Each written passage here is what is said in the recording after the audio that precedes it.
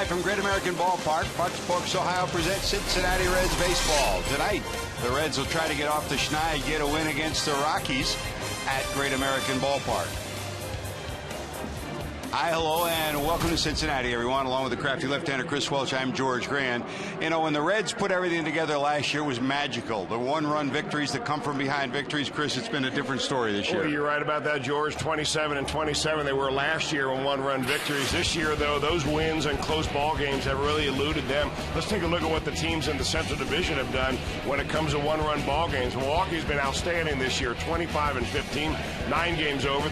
The Cardinals were where the Reds were last year, right at 500. Even the Pittsburgh Pirates have played pretty well. But look at the Reds, 10 games under. That is a very telling stat right there. 10 games under. They've had trouble beating the teams they should have beaten. The Colorado Rockies are one of those. Since 2007, they've struggled against the Rockies. Can they come up with a win tonight? We'll find out next. Mike Leake will get the baseball. Can the Reds come up with a W? We'll find out next on Fox Sports Ohio.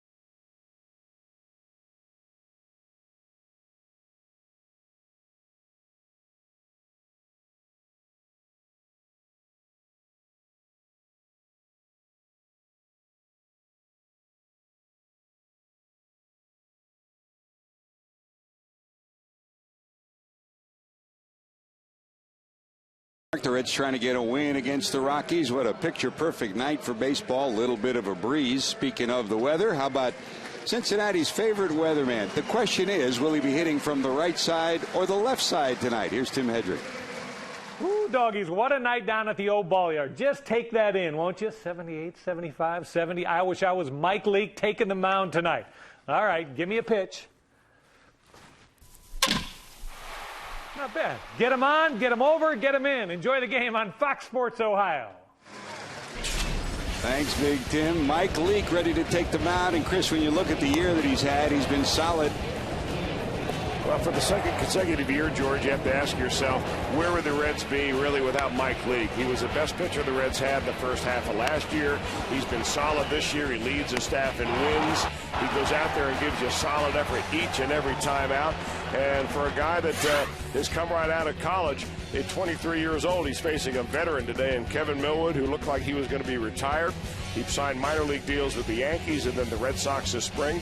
Finally, he decided, you know what, I've had enough. He asked for his release. He was granted his release and then got a phone call from the Rockies. And here he is on the mound tonight to face Mike Leake and the Reds. So the youngster against the veteran, that's coming up next. The Reds need some runs to break through. Will they get it tonight? We'll find out next on Fox Sports Ohio.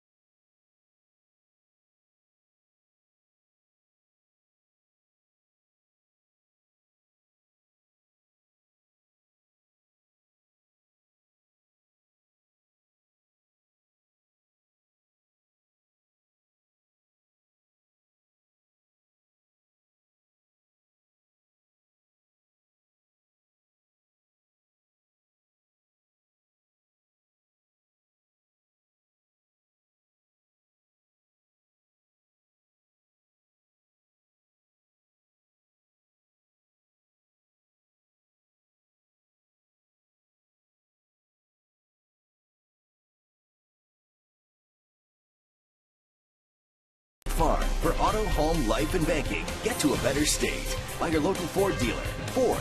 Drive one. By the Regional Tourism Network. Book your trip at CincinnatiUSA.com. And by Skyline Chili. Whenever you're feeling good and hungry, it's Skyline time.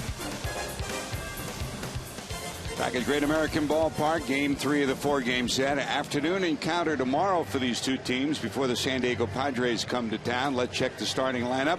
For Hamilton, Ohio native Jim Tracy, trying to sweep the third straight game against the Reds. Switch hitting Dexter Fowler will lead it off. He's in at 268. Chris Nelson will be at second. He's in at 237. Then the big guys, Carlos Gonzalez, Troy Tulowitzki, and Todd Helton. They've done big-time damage the last two nights. Seth Smith, who had 2 homers in the first game of the series, will play left. Ty Wigginton back at third. Chris Iannetta will catch his third straight game against the Reds. And, yep, that's the former Atlanta pitcher, Kevin Millwood, who will bat in the number 9 position. That's your Rockies batting order. And here's a guy who, as Chris just said, has been outstanding all year long for the Reds. He struggled a bit in the post-All-Star period. Record-wise, he's only 1-3. But, Chris, he's had his best earned run average of the year in the last month. You're right, George. In the last 4 starts, all of those have been quality starts, but only 1 win to show for it. The Reds haven't really got him a lot of support. He's pitched really well this year against the National League West. 3-0 record, hoping to move that to 4-0 with a win against the Rockies tonight. Here's the switch hitting Dexter Fowler, hitting from the left side. They've completely revamped his left side approach. If you watch the last couple of nights, this approach from the left side looks a lot like what he did from the right side. In the last couple of years, it had been a completely different swing. So far in this series, he's got on base in both games. He's reached base safely, in fact, in 23 of the last 25 games since he was called up from AAA. He's been bouncing back and forth for the last couple of years. And you see the numbers at 300 for the last 10 games. They hope that he's finally beginning to show the potential that they thought he's had all these years. Great talent, long loping strides, covers a lot of ground in center field, and in Denver you need that. You need sinker ball pitchers to keep the ball in the ballpark, and somebody in center that can run a long way to chase down balls in the biggest outfield in all of baseball.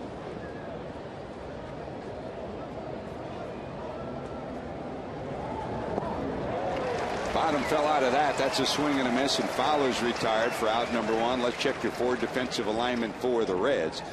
And once again, Brandon Phillips is not in that lineup. The outfield will have Dave Chappelle in left, Drew Stubbs in center, and Jay Bruce in right. Frazier's back at third, Renteria at short. Paul Janisch will get the start at second after being plunked on the elbow last night. Brandon Phillips woke up, could just barely straighten out his arm today, so he is not in the lineup. Janisch back at second base. Phillips and his bat not in the lineup. More on that as the night progresses. Here's Chris Nelson in a 237, a couple of homers, and 9 knocked in. Nelson will get the start at second for tonight.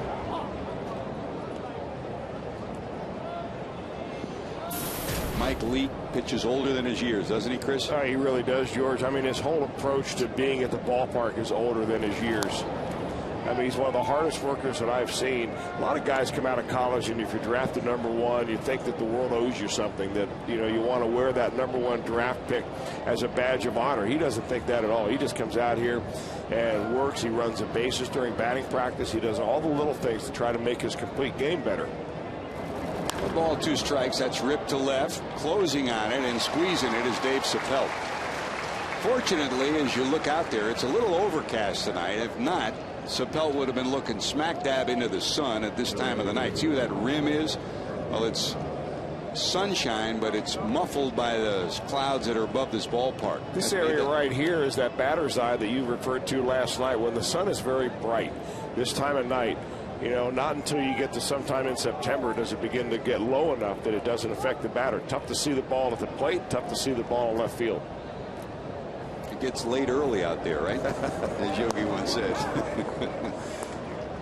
Here's Carlos Gonzalez, the league's leading hitter a year ago, in at 285 overall, 16 home runs, 60 knocked in. Boy, did he hit a home run in game number 1 of this series. The straightaway center field, 1 hop off the glass. Janisch has it. That's a good start. 1, 2, 3 from Mike Leake. Kevin Wellwood back to Cincinnati, will be on the mound. He'll face Dave Chappelle next.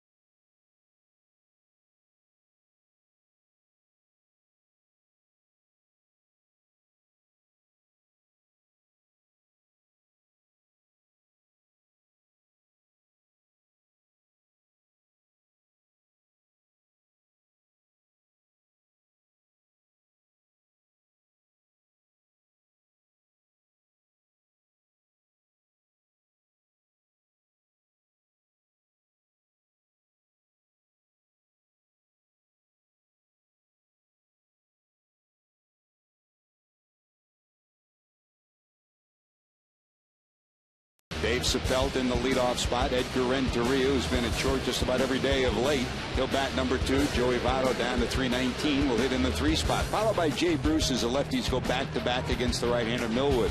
Todd Frazier back at third. Stubbs in center. Ryan Hannigan behind the plate. Janisch will hit 8th, and Mike Leake, a good hitting pitcher, will hit in the number 9 position. Been a while since we've seen him in Cincinnati, Chris, but he's been a long-time pro and a very solid one. Our Farmers Insurance Group report card is of Kevin Millwood. Well, more than 14 years in the major leagues. Originally drafted by Atlanta, he's played with the Phillies, the Indians, the Texas Rangers. Last year with Baltimore, where he had a record of 4-16. And when he came around this year to spring training, there was no major league offers, so he signed a minor league deal. But after 406 starts, he is still 22 games over 500 in his career. He's been a darn good major league pitcher. Well, Millwood was in AAA for most of this year. In fact, asked for his release from both the Yankees and the Red Sox. He had hoped that he'd get the call to go to the major leagues, and both of them stockpiled pitchers this winter, thinking that they might need him. Millwood never got the call. And from Pawtucket, he got his release. The Colorado Rockies, who have had starting pitching difficulties since the beginning of the year. Hopeful that he can plug a gap in the final 7 weeks of the season. 1 ball, 1 strike, his 407th start of his career. And most Reds fans will remember him certainly during the Atlanta years. He was part of the best starting rotation in the National League. And during his career, he pitched in Atlanta from '97 through 2002, then on to Philadelphia, Texas, and Baltimore. There's a bouncer down to second. Nelson has it. And there's one away. Dave Sapelt is retired. That'll bring up Edgar Renteria. And Renteria is the only guy who's got good numbers in this lineup against Kevin Millwood. They've seen each other a lot over the years, mostly in the National League. This season overall, he's at .244. He's got 3 hits in this series, but against Millwood, he's .326 for his career and a couple of home runs. I'm not surprised at that at all, really. Edgar Renteria likes to hit the ball to right field. Millwood likes to throw right-hander sliders, and that usually is a combination. If you go to right, you'll have some success.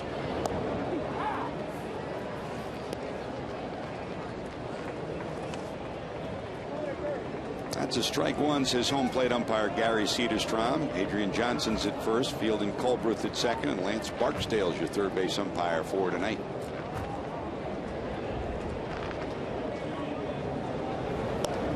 Very compact motion for Millwood. And he's been one of the best competitors in baseball since he first came on the scene in the late 90s. Came through the Braves organization and came up at the midpoint of the 1997 season. He won 17 games in '98, 18 in '99. Then the arm trouble started. Helton has that. Millwood, as usual, will field his position well. And there's 2 away. Here's Joey Votto. Here's the 4 defensive alignment Votto will face. Seth Smith is back in left after his 2 home runs in the first game of the series. Dexter Fowler covers a lot of ground in center. Carlos Gonzalez with 9 assists in right. Wigginton at third, Tulowitzki, Nelson, and Helton across the infield, and Iannetta once again behind the plate. That's your 4 defensive alignment. The Rockies are currently second in the league defensively, statistically speaking. Here's Joey in at .319, 17 homers, 70 knocked in on the season.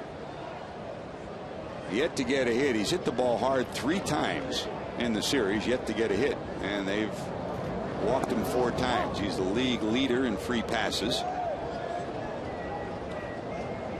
That's what comes with winning a Most Valuable Player award and being in a lineup that at times has not been able to protect him. 1 ball to the 6'3", 230-pound native of Toronto. Millwood will do about everything you can do to a baseball, Chris. He'll cut it. He'll give you a curveball. He'll give you a slider. He'll give you a split. You name it, he'll find a way. He's kind of like Bob Walk used to be. He'll invent pitches. You know, he really did right from the very beginning, too, George. You think a young man like Millwood, who was a pretty hard thrower when he first signed, somewhere around 92, 93 miles an hour on his fastball. But what always kind of interested me about him is that he wasn't only like fastball, slider, or fastball curve. He had fastball, curve, slider, cutter, changeup right from the get-go, it seemed like. 1 ball, 2 strikes. Down and in. In fact, veteran Reds fans will remember back in the late 90s, there was a chance he was going to become a Red. When the Reds were looking for pitching in that '99 year, then again in 2000, that's when he was with Atlanta. There were a lot of rumors that they were close to a deal, and there were rumors that he was going to be dealt to 2 or 3 different places. 2 balls, 2 strikes. Swing and a miss. Votto's retired, and Millwood matches Leake with a 1-2-3 inning. Each of them has a strikeout in their first inning. Tulowitzki up, and we return.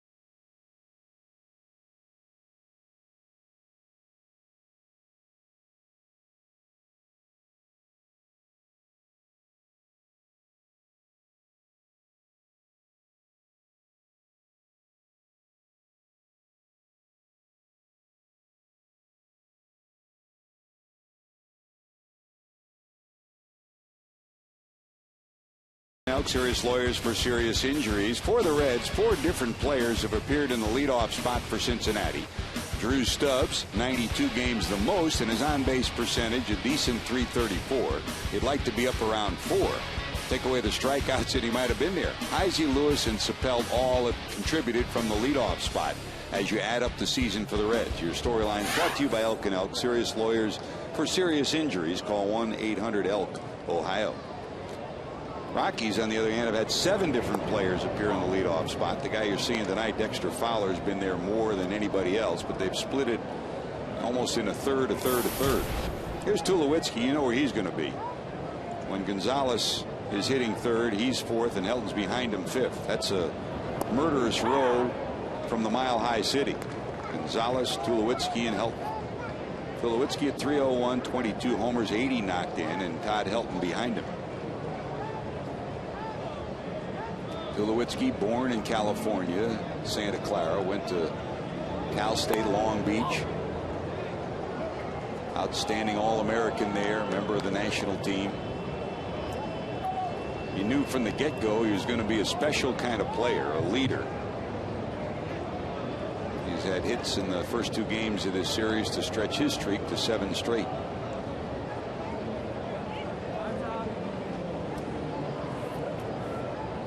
If you're sitting down to say, well, let's draft a team, a young team, this guy, if he's not your #1 pick, he'll probably be one of the top 3 picks you'd make. He plays a tremendous shortstop. He hits in the clutch. He leads his teammates, and he's become the face of the franchise in the Denver area. And it's been great to see him, just as the Reds fans have seen in Joey Votto, seeing him mature, not just on the field, but off the field, the way he handles the media. Some guys will adjust to that and move calmly and welcomingly to that position. Others will not. 3 balls, 2 strikes to Tulowitzki.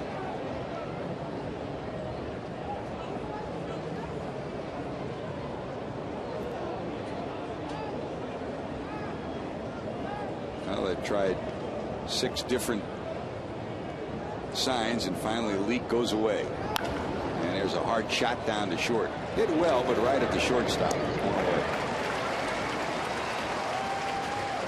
And Tulowitzki, even when he makes an out, he seems he hits the ball hard, either on the ground to short or third or the other way. He just really doesn't get cheated very much. I mean, we talked about it already in this series, how he generates a lot of bat speed with footwork, where it really starts in the foundation, the swing does. And he's a big guy, 6 feet 4 inches tall, and even with 2 strikes does not get cheated one bit.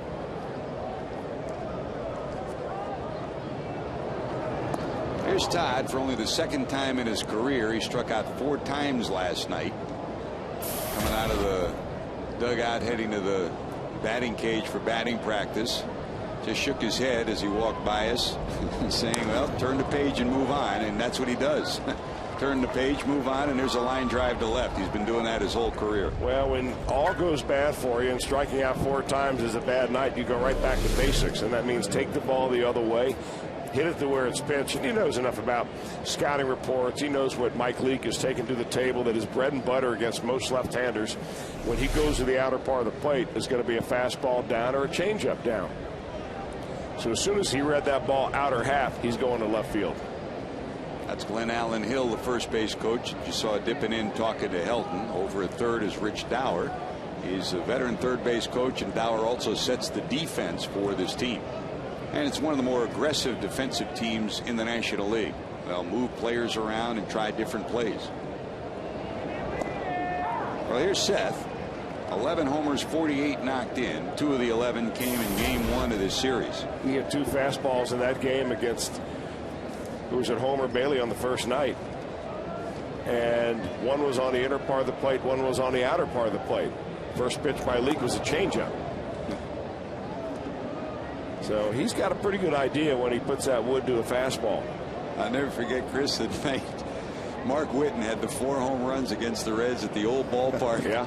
And you and I, by the time we got up the last time, he'd hit 4 fastballs off 4 different pitchers for home runs. The question was, would he ever get something else? They'll tap the bag for 1 on to first. Yes, sirree. 1 to 4 to 3. The Twin killing. Even with the hit, the Reds out of trouble. Coming up, Jay Bruce.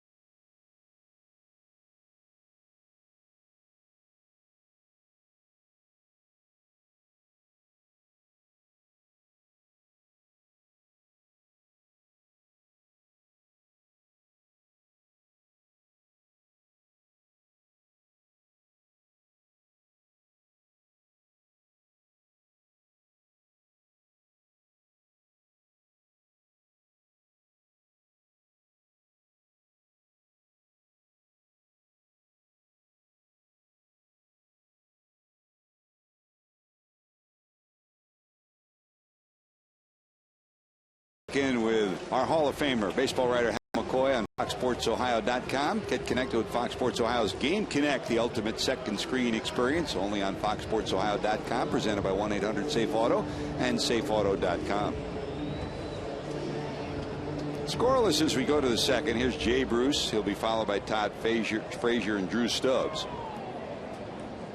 Bruce at 265, 22 homers and 67 knocked in.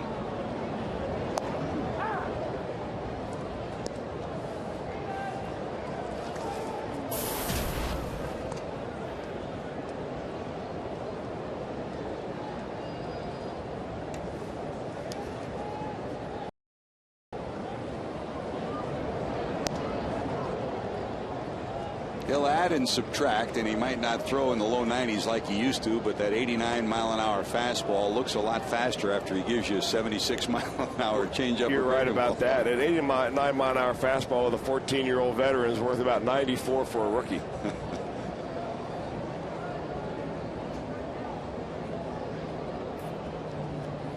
You often hear managers or pitching coaches say what they want to see from their pitchers is the ability to compete when they have their best stuff or when they don't have their best stuff. That's up and in, and he'll do that. He'll pitch inside a lot. What a perfect pitch right there. Not enough to hit the batter, not really enough up around the head to wake him up and get everybody angry, but to get him off the plate, make him move his feet and change his eye level completely. He's probably done that 1,000 times. There's the 1-2. And that's where he'll go the other way. And this is blooped into left. It's foul. Up and in, then down and away. They've been doing that ever since they invented the game. You know, Bruce did a pretty good job of staying on that ball. Not only was it down and away, but it was a changeup, and you hope that the batter pulls off of it. And he pulled off of it all right, but still had enough plate coverage to nearly get that ball down the line, although a bloop would have been a double. We talked about the art of competing and go back to the 1990s when the Reds and other teams were interested in Millwood. And before you make a deal, if you're close to a deal, you'll ask for, especially if a player's been on the disabled list, you'll ask for the medical records of a player. And when teams asked for the medical records of Kevin Millwood and they looked at his elbow, some of them said, I'm not touching him with a 10-foot pole. He may not make it through the next year. That's a hard hit ball. Helton, Gold Glove caliber, scoops it up, and Millwood taps the bag. Don't forget, get ready for Reds action 30 minutes before every game with the Emmy Award-winning Reds Live on Fox Sports Ohio. Tune in to see in-depth features, interviews, and Chris's Tech Talk series. That's Reds Live, presented by Ray St. Clair Roofing. And coming up this weekend, don't forget, so you think your Reds fan will be coming your way, but also coming your way, Jim Day will be sitting in this chair giving you play-by-play action of the Reds against the San Diego Padres. And he's going to do a great job, and we know that, I don't know whether they know this yet, but I think he's going to do a 9-inning long, so you think you're a Reds fan audition for you, Chris. I think that's what's going to do. Good to have JD up here. It is indeed. Back to Millwood, though, when they looked at his MRI, I mean, medical directors around baseball said this guy's one pitch away from his career ending. That was 1999-2000.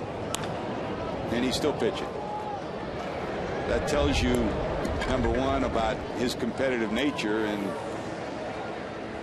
the ability to have a high threshold of pain. I mean, he's pitched, talking to Leo Mazzoni when he was in Atlanta and other pitching coaches that he's had. He's one of those guys that will pitch through pain and find a way to get it done even when he's not at his best. And here he is, after being in the minors all year, making his way back to the major leagues.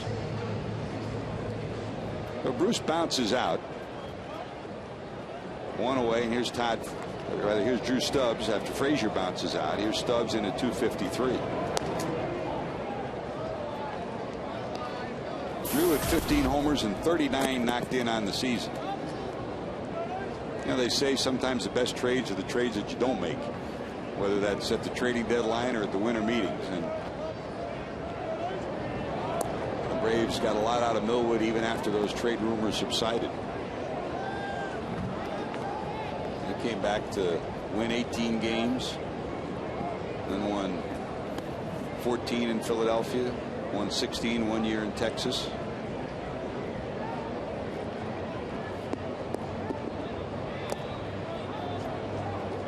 He was on the Texas staff when Edinson Volquez came through, and Andy Hawkins, a former major league pitcher, marveled at how Millwood played even when he was hurt and pitched when he was hurt.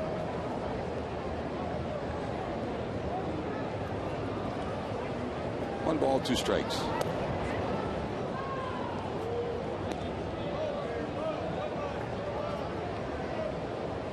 Modest 3-game hitting streak for Drew. And in that streak, he's had a couple of home runs.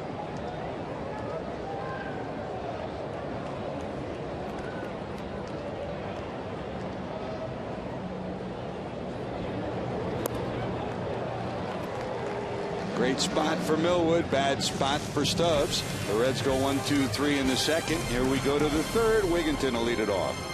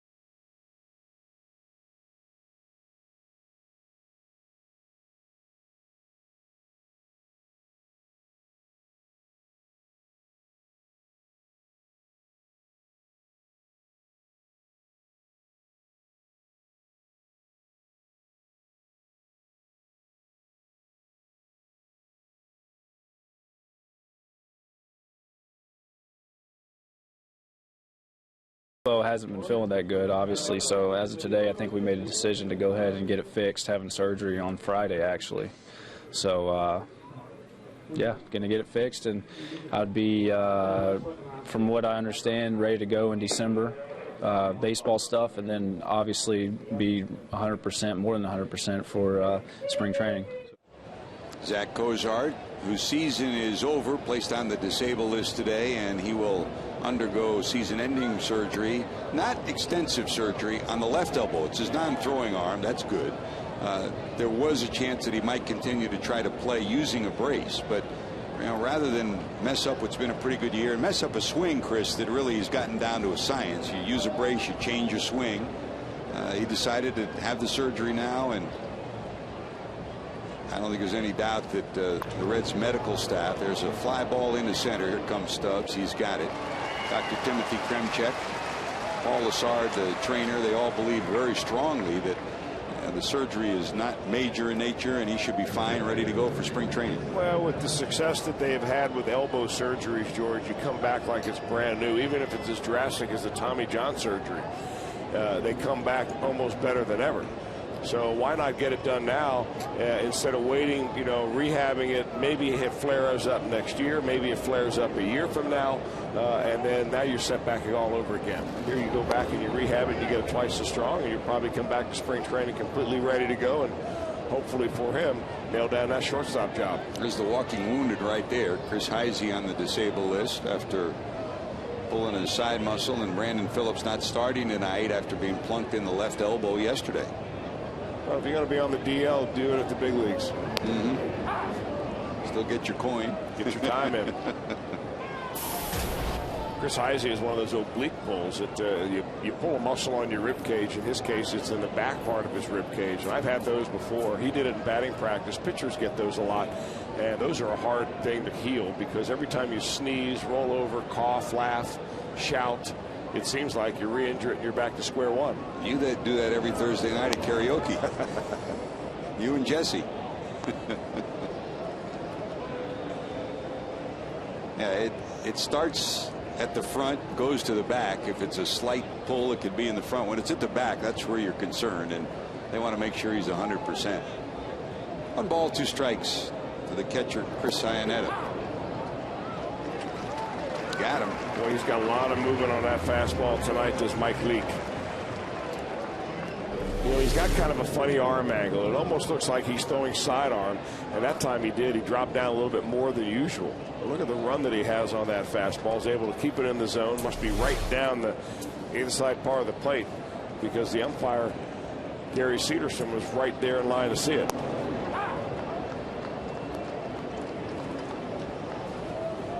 Here's the pitcher, Kevin Millwood. Overall for his career, he does have a couple of homers. His career average at 120, though. And in the old days, I don't think there was a better hitting staff than what they had in Atlanta, Chris. We'd go there, and sometimes the Atlanta pitching batting practice was more intense than most teams had in batting practice. Liner, that's in the center field.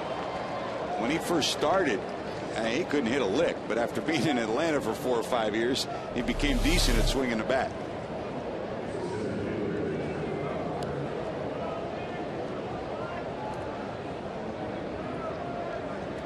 That's an Exmo replay that probably down in the Colorado Rocky clubhouse, they'll dub that off and give to Kevin so he can show his kids. He can use it as a screensaver. That's first base that Votto's telling him. He hasn't been there for a while. So 2 out, 1 on, and here's Dexter. Hey, wasn't that impressive back in those days when you watched the Braves take BP, Glavine, Maddox, Smoltz? They had internal competition amongst Avery. those guys. They competed on the mound. They competed, in the batter's box, and they competed on the golf course. Yep. All those guys, and they took every one of those things very seriously. Broken bat wide to third. That's going to roll into left, a base hit. So 2 quick outs and then back-to-back base hits. So there's 2 on, 2 outs, and here comes Chris Nelson. Kind of a seeing eye base hit right here. Fooled on it a little bit, but Dexter Fowler seems like he's going that way. They may have been shading him towards second base. Edgar Renteria can't get to it. Not going to get him out even if he did get to it.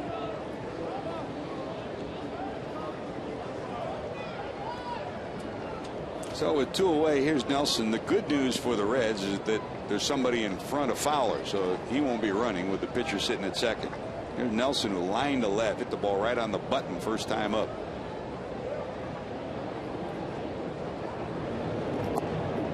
And the best part of watching the Braves take batting practice was the banter between each of those pitchers. I think Ken Merker was merciless on you if you didn't get good swings. Still is. Yep. Now he's just worried about his golf swing up in Dublin. Off the plate. They'll have to hustle. In time. Good job by Renteria. Had to get some giddy up on that throw. So a couple of hits, nothing to show for it. Reds go back to work. Bottom of 3. Bottom of the order due up.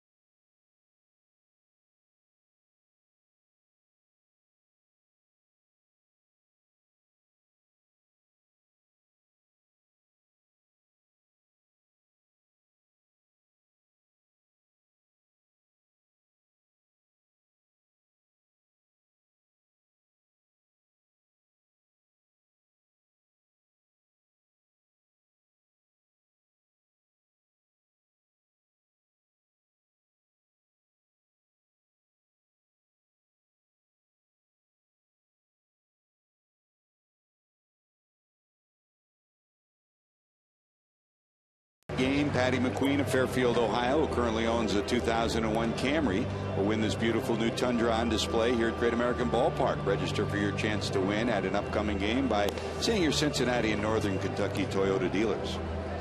And don't forget, when the Reds get it done with an RBI this season, that means another $25 from Shakely for the Reds Community Fund. Shakely, it's done. Kevin Millwood hoping his team can continue to put up W's as they have in Cincinnati with so much regularity. They're now 23-5 since 2007 against the Reds. Last night they had only 5 hits on the night and still managed to come up with a victory. Millwood ready to go to work. Will face Ryan Hannigan, the catcher, Paul Janisch, and then Mike Leake.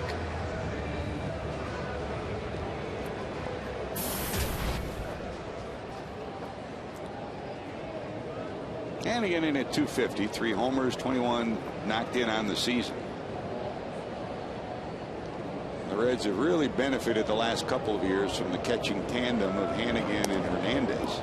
You wonder for 2012 what that catching equation will be. Ryan Hannigan will be in it. Will it be Devin Mesoraco, who's had another impressive year in the minor leagues at AAA for Rick Sweet and company down at Louisville? Will Ramon Hernandez be part of it? I think this is going to be a very interesting offseason, Chris. Well, it will be an interesting offseason. I think there'll be some players that will be moved, and I would not doubt that Ramon Hernandez is one of them. I mean, for all he has given to the Reds, and he has had an outstanding last couple of years with this Reds ball club. I'm not so sure that Ramon is really all that happy with the amount of playing time that he's getting. He really feels that he ought to be more of an everyday catcher instead of in a situation where he platoons 4 days a week to 3 with Ryan Hannigan. Look at those career numbers. Boy, he has reestablished himself in the last couple of years in Cincinnati. He's come up with hits and runs batted in big ones for the Reds. Bobbled by Nelson, but he's got time to make the play. One away.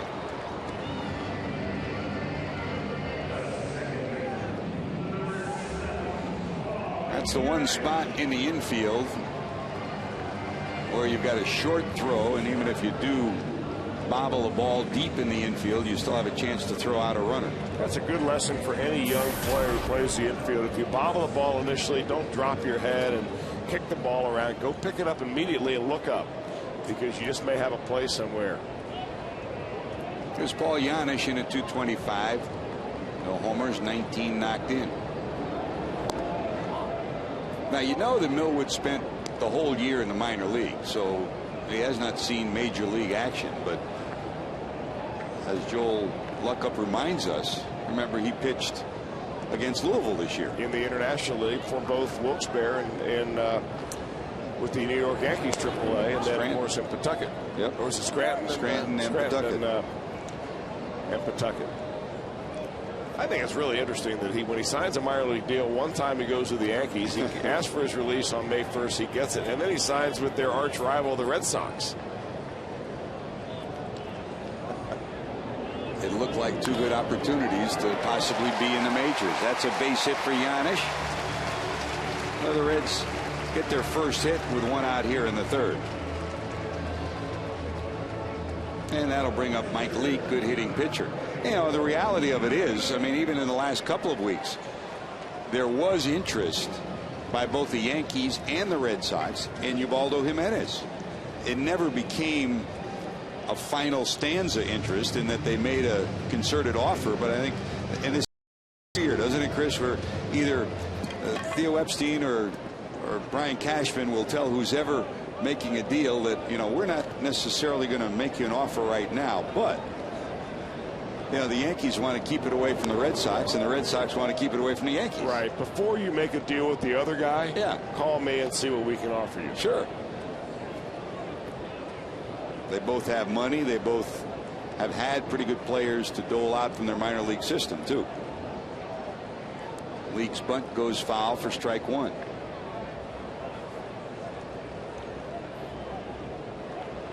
Wigginton was 2/3 of the way in from third, so if he gets it down, it's got to be to the right side.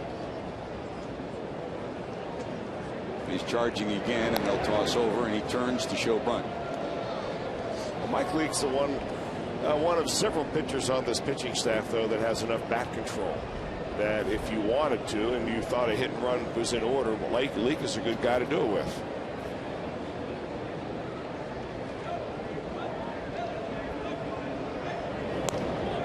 I mean, you add up the last 2 years. As a rookie last year and this year, he's got a total of 26 hits in the last 2 years, and that's second most in the league.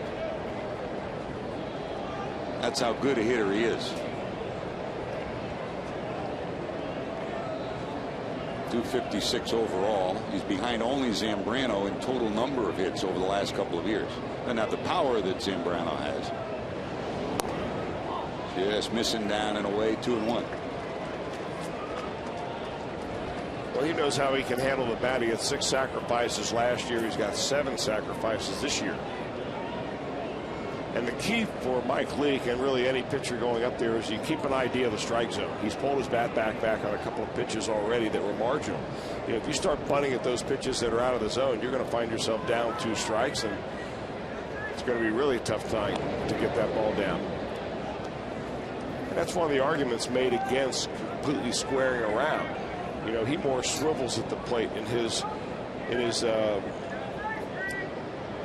design of bunting, for instance. He doesn't really square completely around, so he exposes his chest to the pitcher. If you swivel a little bit, you have a better idea of the strike zone. Gets it down to the right side. Good job by Leake. The only place he could successfully sacrifice, because Wigginton was better than halfway down the third base line. Nice job by Mike. 7th sacrifice of the season. Get him on, get him over. So says my partner George Grant. All they got to do is get him in. There's been not enough of that of late, huh?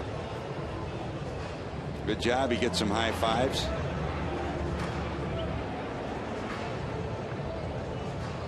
By the way, and again, I mean, last night it turned out to be a pivotal play after Dontrell Willis, who's the Reds' best hitting pitcher, tripled in a run and then was out on the throw from second trying to score. We wondered, was he going on contact? What was the Reds' plan? And you don't really know that. We can speculate, but you don't know it until you talk to Mark Berry after the game. Here's Millwood to the stretch. And here's Sapelt. By the way, Dave against Millwood in AAA this year was 3 for 4. So he has seen him and had some success against him. First time up, he hit the ball hard, but right at the second baseman, and he was retired. Millwood says, let's go through the signs again. But in talking to Berry, that was a contact play.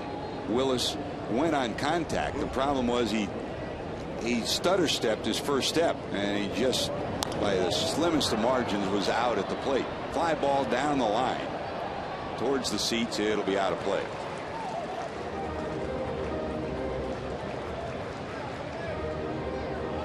Well, that guy's been a gem, hasn't he?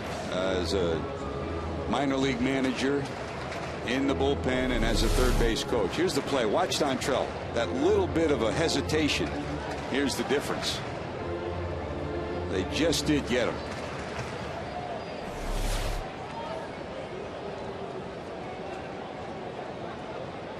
You've had a couple of great tech talks with the Bear in the last couple of days, and it's always great to talk to third base coaches. They're usually the managers in waiting, so they're smart guys.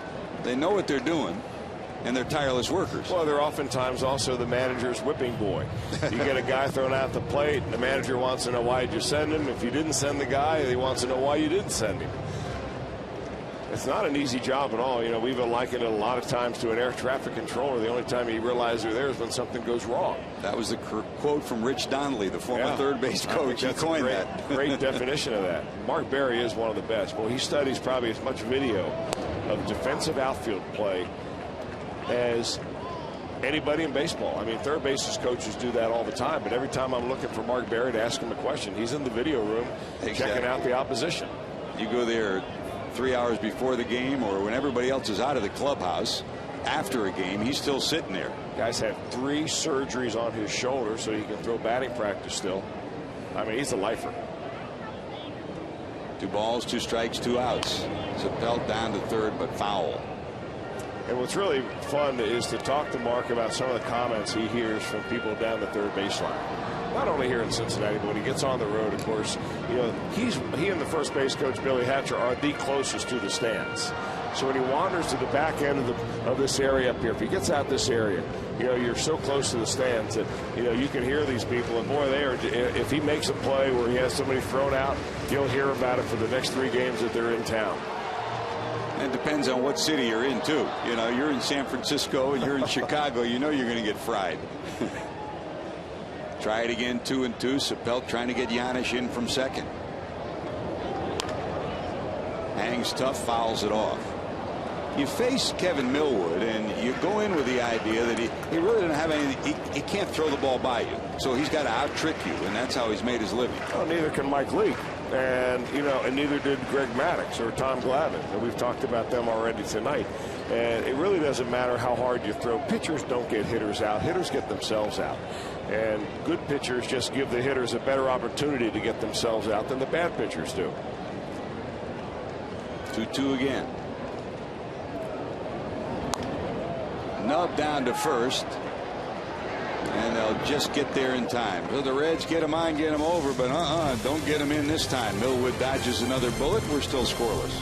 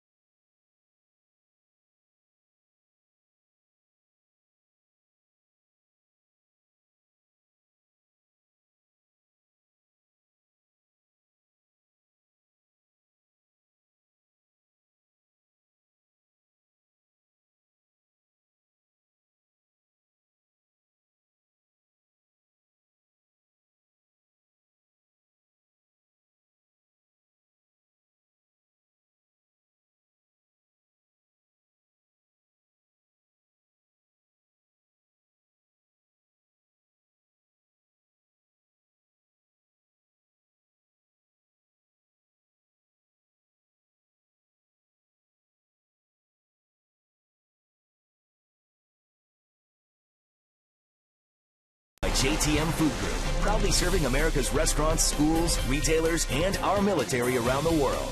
JTM Food Group. By your Cincinnati and Northern Kentucky Toyota dealers. For a dealer near you, visit buyatoyota.com. By Geico, 15 minutes could save you 15% or more on car insurance. Visit us at geico.com or call 1-800-947-AUTO. And visit quickcrete.com. Quickcrete is what America's made of. Reds offense has been stuck in Quickcrete of late, trying to find a way to score some runs. Out hit 3-1 so far, still scoreless. Mike Leake goes to work. Gonzalez, Tulowitzki, Helton do up.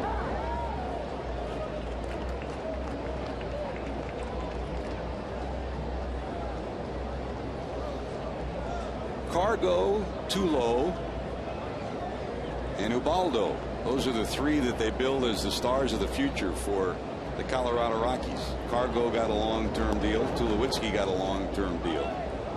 So after Carlos Gonzalez and Tulowitzki did, they gave a deal to Ubaldo Jimenez, but for far less than the other two got. And talking to people around the league and those that were close to Ubaldo, who's a fine young man, and a fly ball to left, Sapelt under it. He's got it one away, and I think there's no doubt, Chris, that kind of ate at him. I don't know whether it was solely his own volition, but people around him started to say, well, if they're giving the big money to Carlos Gonzalez and the big money to Tulowitzki, they're disrespecting you. And I think that was the genesis of the problem between Jimenez and the Colorado Rockies, and that in the end resulted in the trade that took place last week. I really don't know the inside scoop on that. Hard to comment on it. I do know, however, Ubaldo Jimenez is making his Progressive Field debut tonight up in Cleveland. In fact, right now the Indians lead the Detroit Tigers 4-0 going into the fourth inning. So far so good for Ubaldo. They start today 3 games back in the Central Division, 3 games back of Detroit.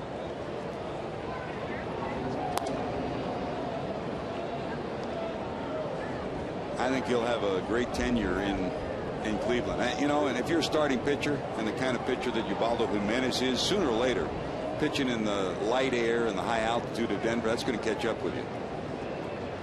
Difficult over the course of a full season to throw a breaking ball consistently.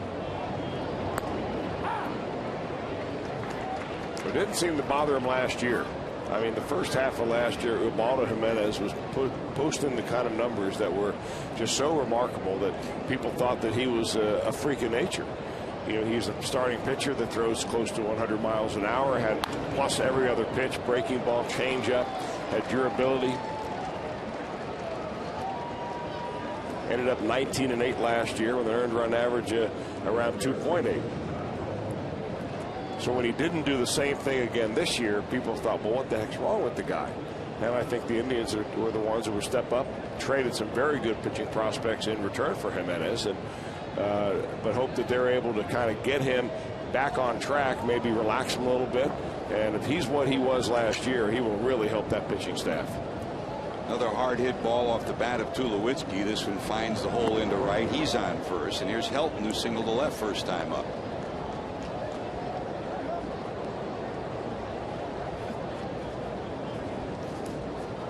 Add it all up for this veteran who'll turn 38 on August the 20th, and it's been a tremendous career that very possibly could wind him up in Cooperstown.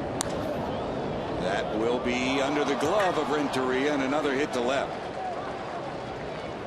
Making adjustments. Pitchers do it to hitters, and hitters have to do it. After striking out 4 times last night, he's made adjustments tonight. Well, in this case, the Reds are in double play order right here with Edgar Renteria. He's the one who's playing a little bit in the hole right there, but he's still maybe a step or two closer to the bag just in case a ball is hit to the right side of the infield.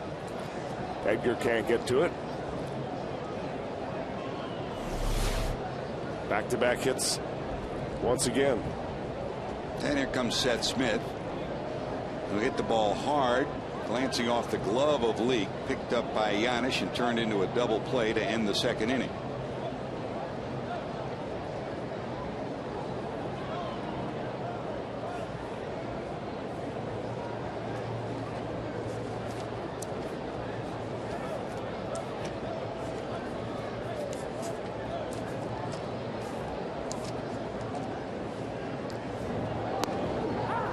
That's a strike, says Gary Cederstrom.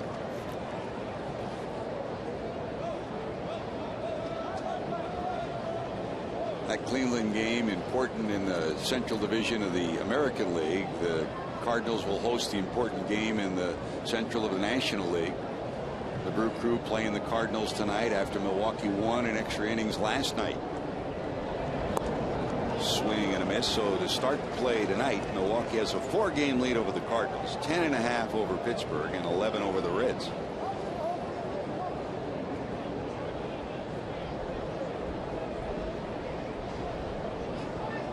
Brewers piled up a remarkable record in the first half at home, and now they're starting to win some big games on the road too.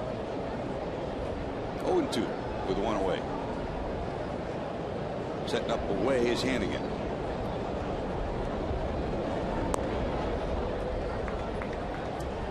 Are you a big fan of setting up that demonstratively away, or just showing your glove there? I'd like to just show the glove right there. You know, sometimes the catchers get so far off the plate, even if they catch it right where they want it, don't move, you're still 6 inches off the dish. But really, it's something that pitchers would really dictate from pitcher to pitcher. That got him, huh? Yep. Well, we showed you the other night the mistake made by Homer that was planted into the right field seats. They're trying to go in, but this one too far in, got him on the foot of the ankle. Yeah, that's a cutter or a slider right there. You can see the spin on the baseball, almost spinning like a football spiral. So now looking for a ground ball to get out of it.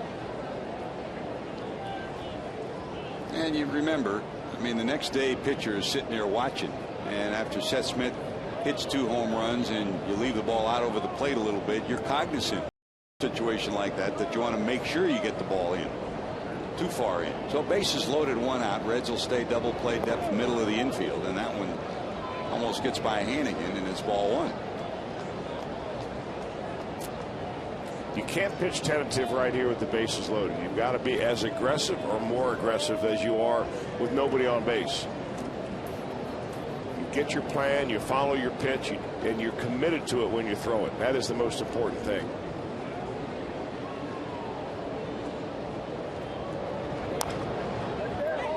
That's a double play. Fair ball, tapped the bag, and a double play. Tulowitzki will argue. Wigginton will say a word or two, but Gary Cederstrom says, yep, he picked it up in fair territory. Great job by Hannigan to pounce out in front, get it before it went foul. Still scoreless.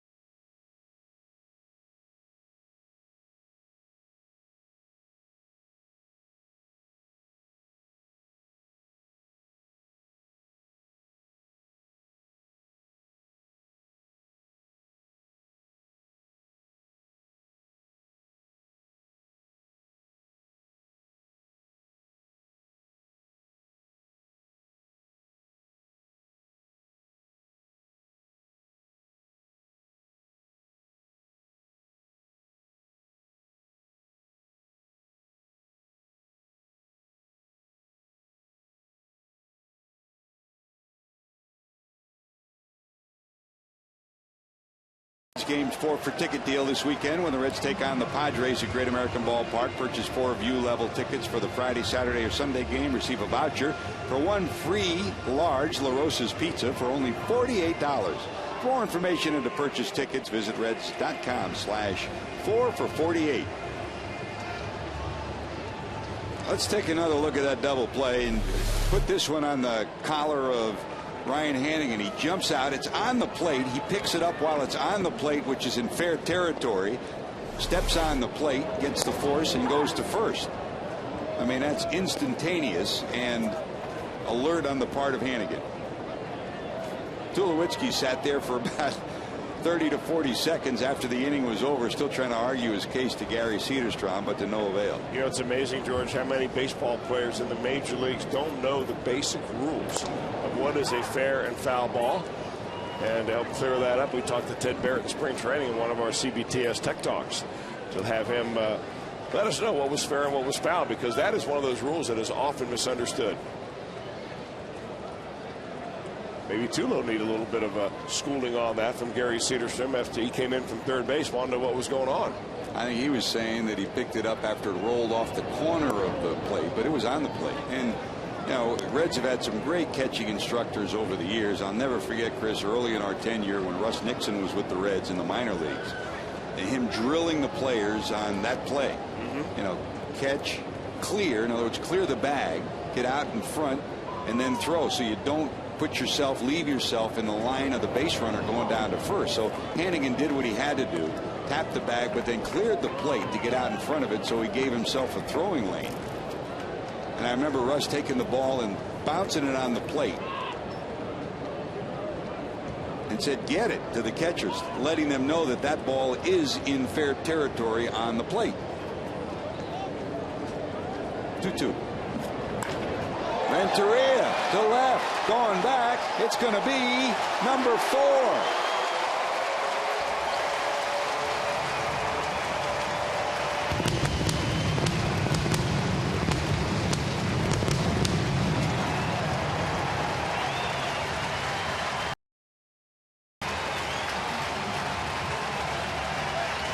Fourth home run of the year for Edgar. He drills this one to give the Reds a lead.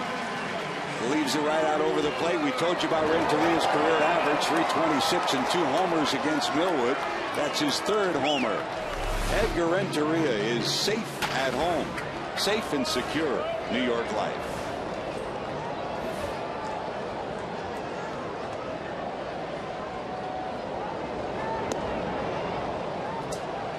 Nice start to the 4th inning, and the Reds lead it 1-0.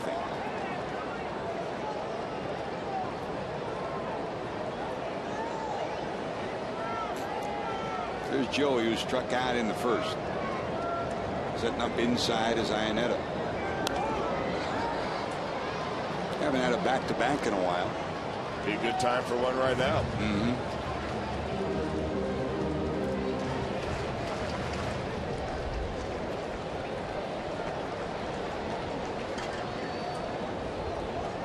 What a pro he's been. Talked about how great Tulowitzki's been in the second half of season. So is Edgar.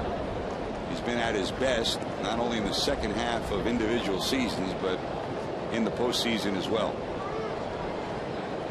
Great mentor to so many.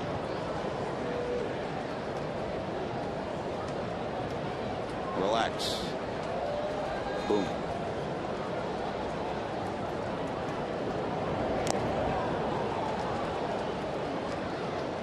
Did he get a piece of it? So Joey strikes out for the 2nd time. That's the 1st out. And let's go back to that play. And Chris, the session that you had with Teddy Barrett, talking exactly about the home plate situation. The plate is in fair territory.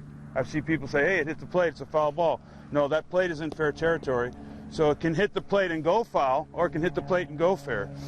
If it rests on the plate, which would very rarely happen, that's a fair ball. Now it gets out in this gray area, like you said. I've drawn a line, and so now I know, but during a game it's actually an imaginary line. We have to determine it. And remember, just like with home plate, any part of the ball touching any part of the line, that would be fair. That's a great series that you did with him. I'll tell you what, he was one of the best we've had, George. It was a remarkable to have him. He was so accommodating. He spent a long time out there one day with us. Here's the play tonight. You know, you step on the plate. Actually, Ryan Hannigan could have just tagged Wigginton right there, and it would have been an unassisted double play. That was one of those rare cases where a catcher did not have to clear before he threw, because Wigginton was just standing right there in front of him. Bruce to right, going back, looking up. 23 for Jay. The Beaumont bomber gives the Reds a 2-0 lead.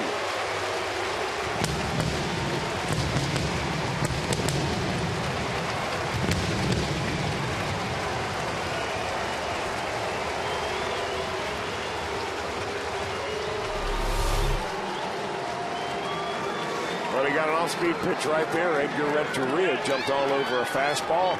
Our Expo look at Jay Bruce's home run swing, brought to you by Performance Honda. Like the looks of that. Nice.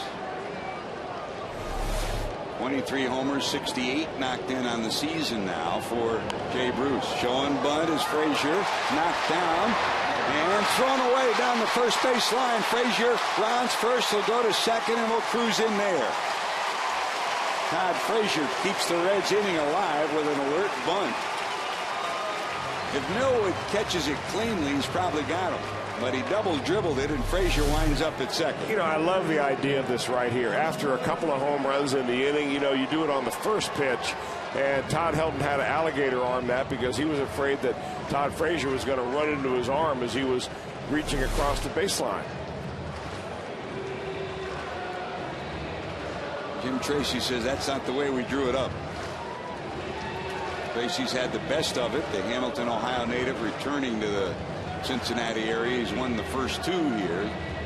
The Reds off to a 2-0 lead here in the fourth.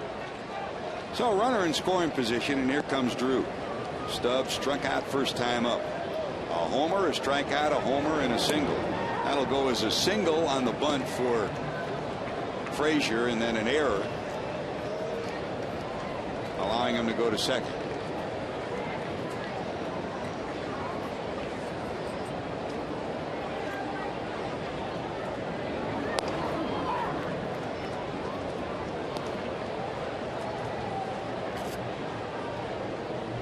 That's a strike, says the home plate umpire. No balls and 2 strikes.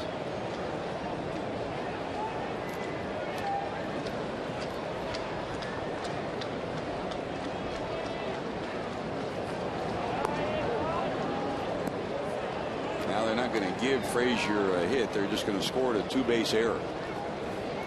So no hit. So the Reds, the 2 homers in the inning and the single by Yanish last inning, the 3 hits that Cincinnati has. Importantly, Frazier in scoring position, though.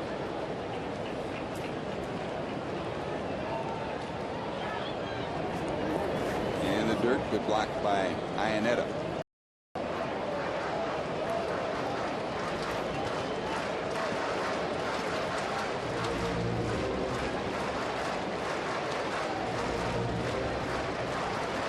Sweet swing from the Beaumont, Texas native, from Jay Bruce. Now 23 homers on the year, and Ian Votto hopeful the Reds could play more add-on here in the fourth. That's a call, strike 3. Stubbs retired for the second time. He differed with the first strike call, and he differs with that one too. Take a look, see where we show it. You're right, Drew. Well, now I don't know about that, George. Any part of that baseball touches that strike zone, and it's a strike. And that ball doesn't have to be completely inside that rectangular box. But, of course, that box is subject to a degree of inaccurateness as well.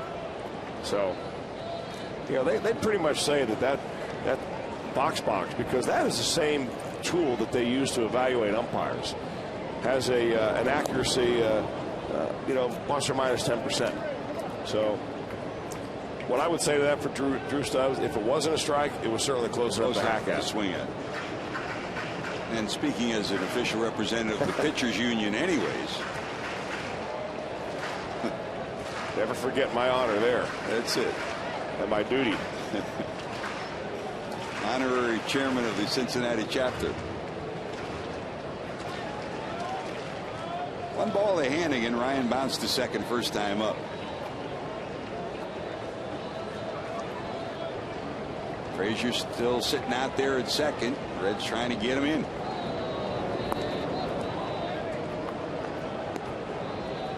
Giannis, who single last time up, is on deck. That start for Ubaldo Jimenez of Cleveland. The Indians leading Detroit 4-3. They're now in the fourth inning.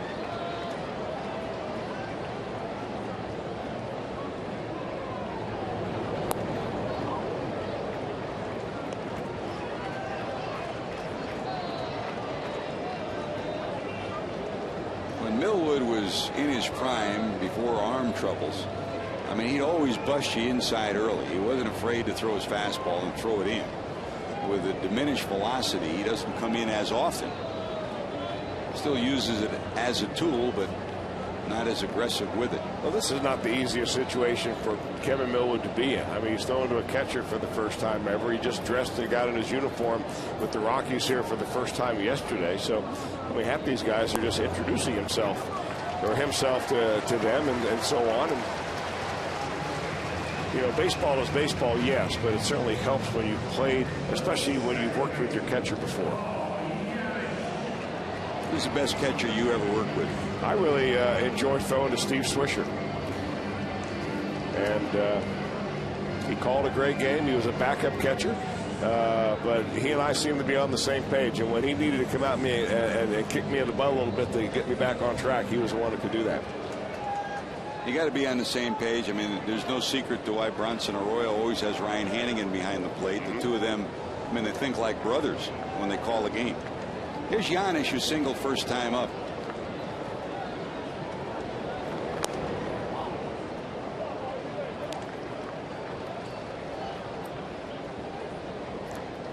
Sometimes it's about game plan, but sometimes, as the good catchers will tell you, it's about learning what your pitcher feels comfortable with. And everybody's different. Ball one, line shot left, sinking, but Smith will get there. The Reds will strand a pair, but they get a clear in. Edgar Renteria, boom, number 4 on the year. Jay Bruce, whammo, number 23 on the year, and the Reds have a 2-0 lead.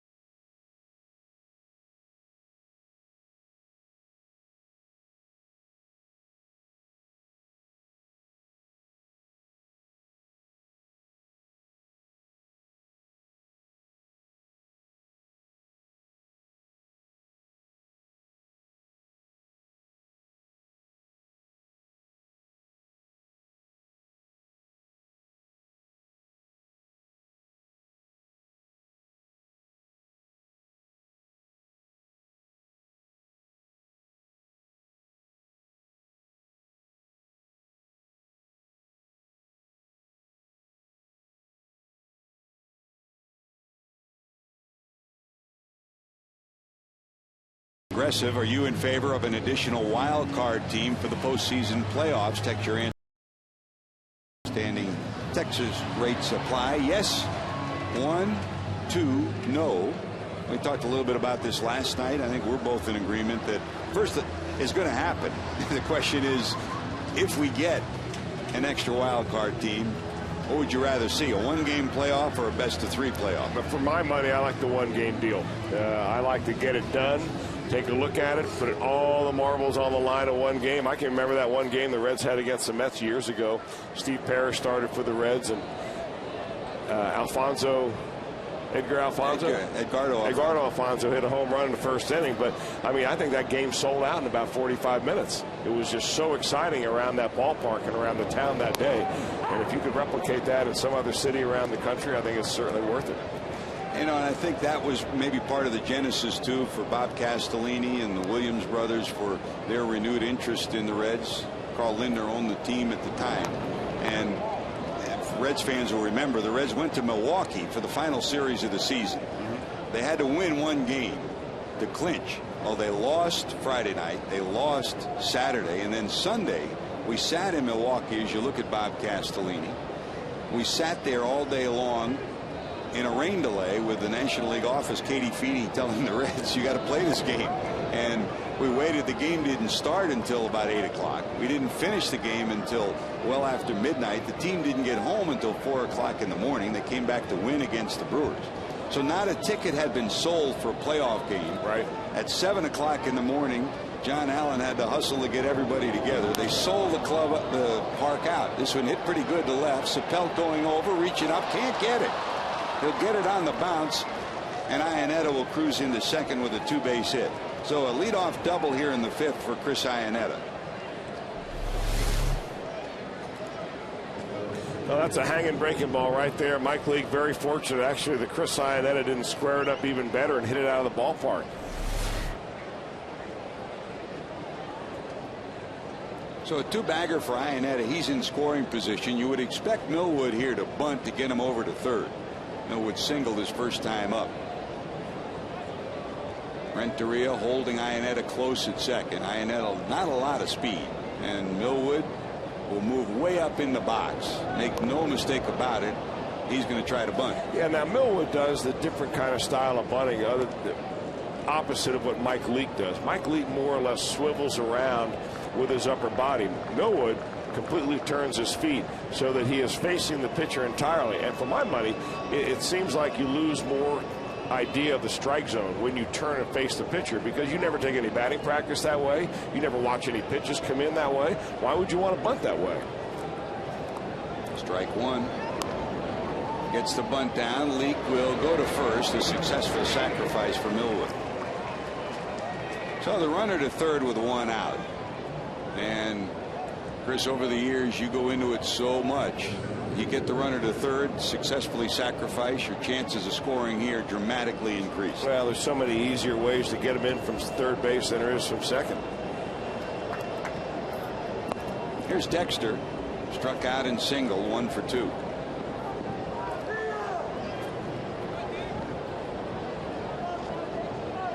Frazier in tight, even with the bag at third. Votto behind the bag down at first. Hot back and out of play. You know, speaking about playoffs and possible changes to the playoff system, George, good news, at least in my book, from Major League Baseball Today, saying that they were going to eliminate the non-travel off days in the postseason. So there's a chance that, say, on a Tuesday, October the 4th, there may be 4 different games played, where normally you would have a travel day for some teams and so on. Right field line in front of Bruce. That'll get the run in. An RBI for Fowler, his 32nd. He's got 2 hits. And Leake slaps the hand into the glove. And he got one right where he didn't want to for Fowler. Take a look. Well, he actually got 2 in this inning where he didn't want to. He wanted that ball down and away. It was down, but it was over the middle of the plate. Dexter Fowler, with plenty of plate coverage, goes down to get that ball.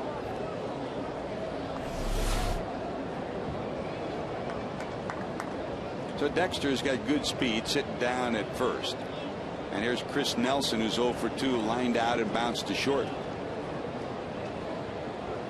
A progressive text poll showing almost 2/3 of you are in favor of a added wild card team. Now, there are a lot of ways to look at it, Chris. I agree with you. The suspense and the interest of a one-game playoff is electric for baseball, as the Reds experienced in '99, as the Colorado Rockies did in the one-game playoff to get them into the postseason in their year. The other side of it is, if you're an owner, though, do you want to have at least one home game? If you're going to have a postseason, you're going to want at least one home game. So I would think ownership would probably argue on the other side of it. Give me one home game, meaning best 2 out of 3 at least. Well, I would say to that owner, Why don't you go talk to your general manager and your manager, because you had 162 games to get into the playoffs. There's the Reds owner, Bob Castellini, his wife Susie next to him. Of course, I'd say it in a lot nicer way to Mr. Castellini. And next to her is Bob Castellini Jr. A liner, that's in the right, a base hit. Fowler will stop at second, so a double, a sacrifice, a single here in the 5th inning. I'm not sure if Mike Leake is just missing his spots all of a sudden, or the Rockies are beginning to kind of read his pitches and his tempo a little bit. I think he's just missing his spots. I mean, he's just throwing the ball pretty much right down the middle in every ball that's been hard hit in this inning. He's throwing it right down about thigh high down Broadway. Leake is at his best. Even that location is livable if it's down around the knees. That extra 3 or 4 inches is hitting location and hitting speed. Well, down around the knees means at the lower part of the knees. I mean, for Mike Leake, getting the ball up is about a 3-inch difference between a perfect pitch and a pitch that gets hammered. And when you talk about the lower end of the strike zone being the hollow of the knees, that's where you go, below the kneecap. You get 2 or 3 inches above the kneecap, man, that is some good hitting, especially with the middle of this order. And here it comes, Gonzalez, Tulowitzki, and Helton. Gonzalez 0 for 2, a ground out and a fly out. 2 on, 1 out. Difficult to coax this guy into a ground ball. He's a fly ball type hitter. Leake trying to get him to roll over on 1 and turn it into 2. Good speed on the bases with Fowler and Nelson.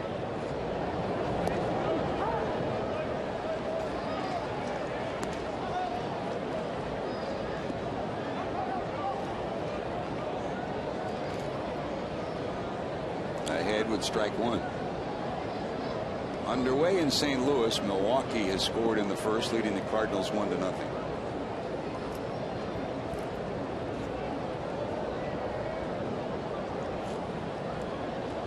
I remember, Chris, the other thing I remember about '99, I remember 2 things. Number 1, not winning Friday and Saturday in Milwaukee and having to win on Sunday, which meant the Reds had to pitch Pete Harnish, who would have been their pitcher on Monday had not they had to win on Sunday, which certainly put them at a disadvantage. Dmitry Young pulled his hamstring that day too in the muddy water of Milwaukee. That was the old County Stadium. But the other thing is, that was the year when the Reds wanted a home-and-home series with the Cleveland Indians. So in interleague play, they argued instead of playing the White Sox, playing the Indians. That was when the Indians were good. Yeah. So they ended up playing the Indians instead of the White Sox and losing that season series to Cleveland. A factor, certainly. Well, interleague play has been a factor this year for the Reds. Yep. They played 18 games and played 6 games under 500. There's a 1-1. Bounce back. Knocked down. They'll tap second, go to first. What a play by Yanish.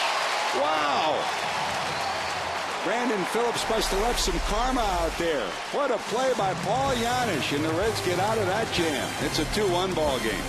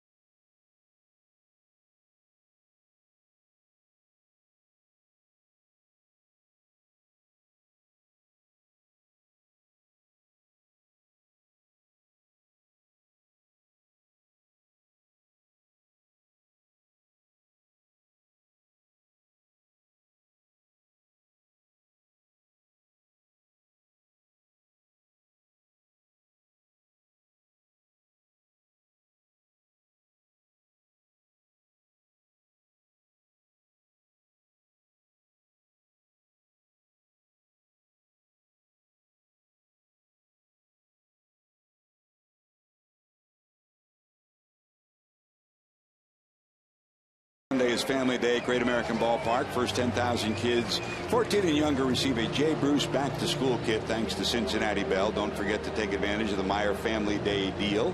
Buy one ticket at full price, get half off the rest. For tickets to see your Reds and Padres, call 513-381-REDS or visit Reds.com. That time of year, back to school, huh, Chris? Yeah, sad time of year for very many kids. Happy time of year for some parents.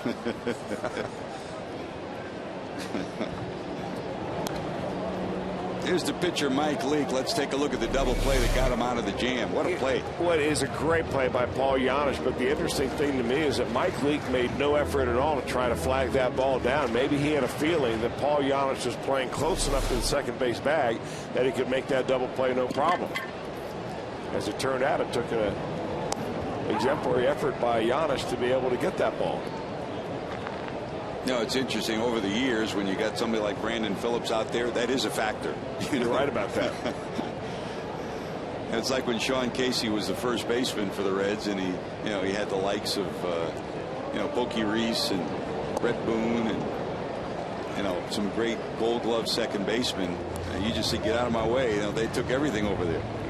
That's a swing and a miss. Leake is retired, a strikeout. 5 of them now for Kevin Millwood.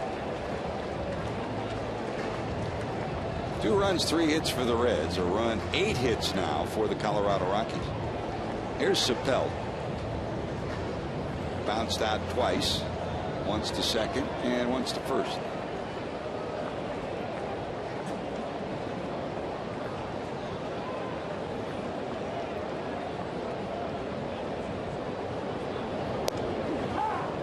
On the top end of the strike zone for strike 1.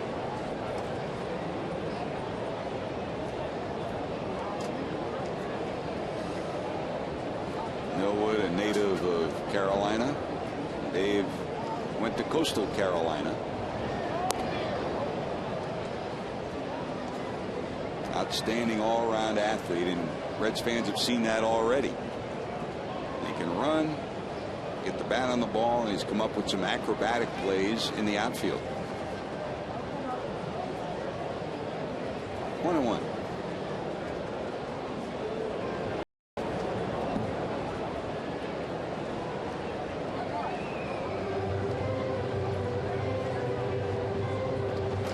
The other thing I remember about '99, Chris, we talk about that last series when the Reds had to win 1 and they lost 2 of 3 in Milwaukee. That year began at Synergy Field, Riverfront Stadium. The Reds, the first 3 games of the season, had leads against the San Francisco Giants, blew all 3 games. Had they won any one of those, you look back, it's the end of the season, it's what do you do in September? No. If they had held the lead in any of those 3 games against the Giants to start the season, they wouldn't have had that playoff. So every game does count, whether it's April or September. 3 balls, 1 strike.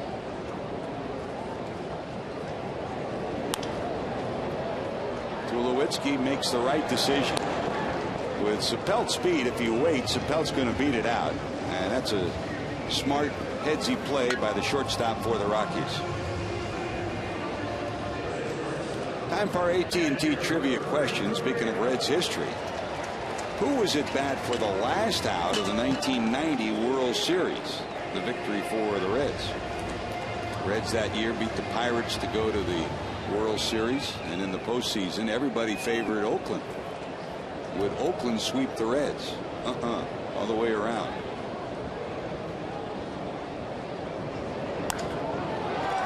Lined in the right center. Over his Fowler. He covers a lot of ground, doesn't he? Great speed. He flags it down. 1, 2, 3 go the Reds. When we return, Rockies to the plate.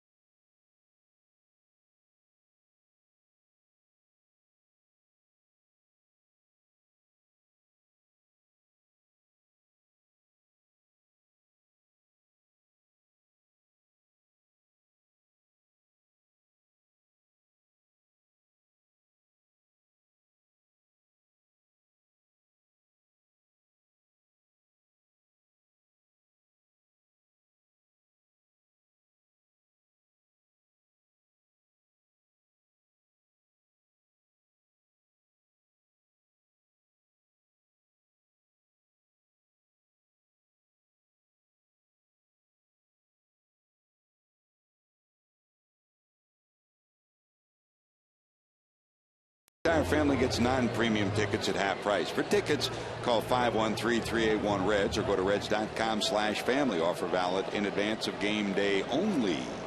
Always bring your glove, always bring your camera. And stay alert if you're sitting in those seats right behind the Reds dugout. Yep.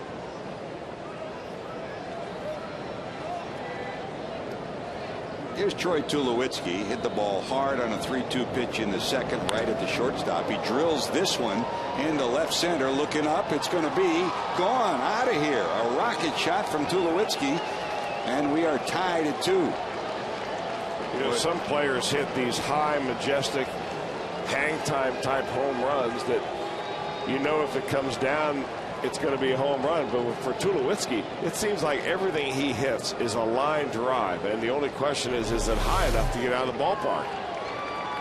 Man, oh man, does he not get cheated? Look at his leg drive, how far forward that knee of his goes as he drives towards and through that baseball. I mean, just the sound will tell you where that's heading. I mean, each of his home runs in this series has been a rocket shot. The only question was, would it get high enough to get out?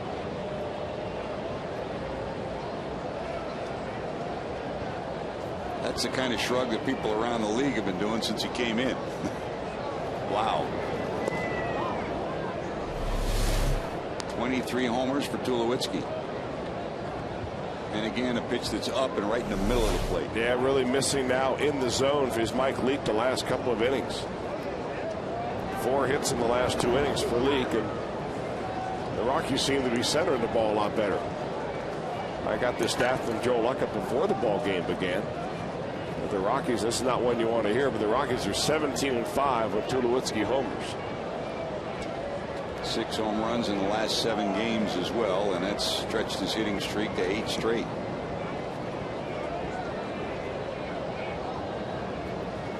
Here's Helton, 2 for 2 tonight.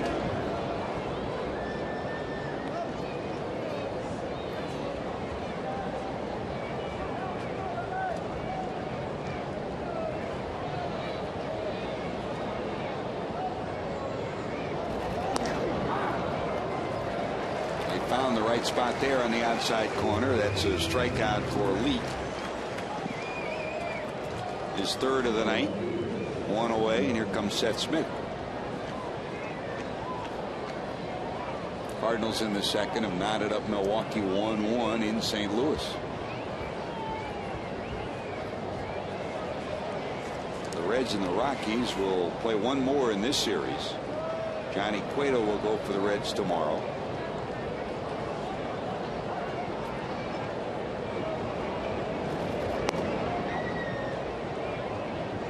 Cueto will go for his 8th win, and Chacin will go for his 10th for Colorado.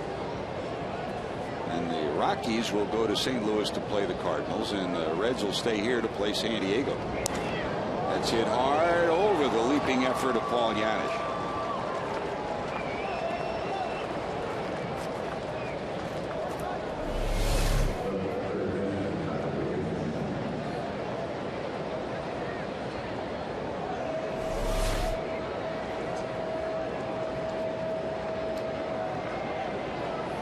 Is that pretty, Chris? Man. I hope that's a rhetorical question. It is indeed. My favorite time of night.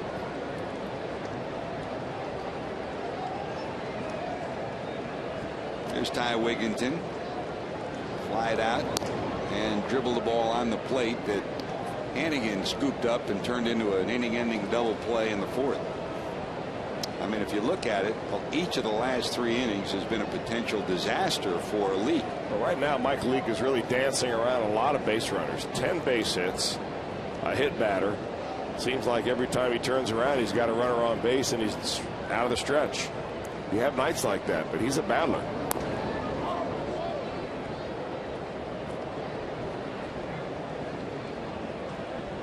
The Reds have had 3 inning-ending double plays, or else each of those innings could have been multiple scoring innings for the Rockies, and 2 of them have been strange double plays.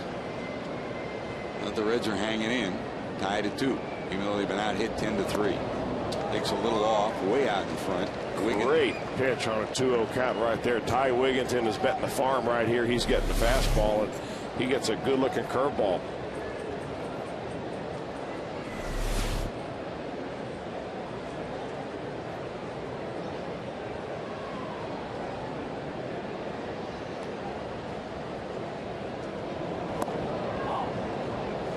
And Fakin is set up inside and then goes down and away. It's outside, 3-1.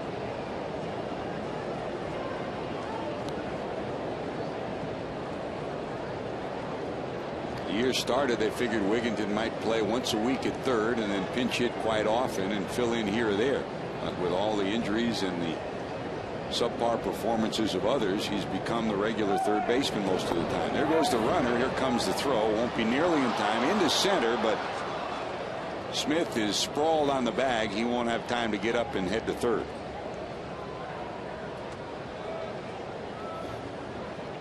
So another runner in scoring position with one out here, and the potential for a double play erased.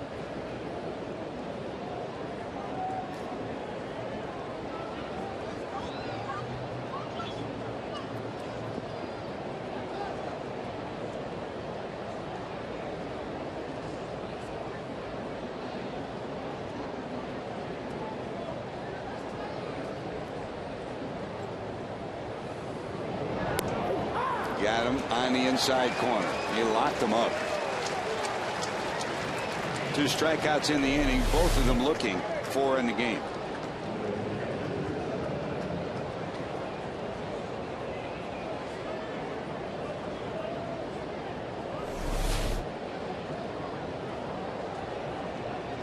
So 2 away, and here comes Iannetta, who struck out back in the 3rd, and then his leadoff double in the 5th started the 1-run rally for the Rockies. They'll walk him intentionally and bring Millwood back to the plate. Millwood's been successful tonight with a base hit and a sacrifice. I got to figure that Jim Tracy's been very happy what he's gotten out of Millwood so far tonight. I mean, you pick a guy up who was released out of a AAA contract, and you're going to put him right in the starting rotation. I mean, he doesn't even get a throw on the side. He introduces to everybody in the clubhouse last night, shows up today, and next thing you know, he's on the hill. And he's pitching you into the 6th inning. I asked him, what do you expect tonight? He says, your guess is as good as mine. And you know what? He's given up 3 hits in 5+ innings, or in 5 innings. So, you know, with the state of that bullpen down there, they've been leaned on a whole lot, not just necessarily in this series, but throughout the entire season. Jim Tracy's trying to save those guys as much as possible. Each of these pitchers has thrown a lot of pitches. 74 for Millwood, 81 for Leak. On the corner for a strike.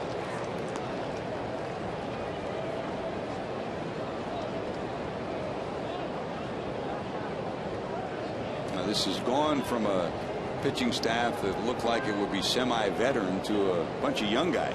So not only will Millwood's presence help in terms of gobbling up innings, but they will mentor some of these young pitchers too. Good point. As one of those veteran guys that will share his knowledge very easily. I think a lot of guys do that. I mean, I don't think I ever played with somebody on a ball club, George, that wanted to keep all the secrets to himself. In fact, we were out here early today watching Francisco Cordero down the right field line talking to Sam LeCur for a long time. Looking like, you know, watching the gestures, it looked like they were talking about mechanics and release point and squaring up the shoulders. And, you know, Sam's ears are wide open.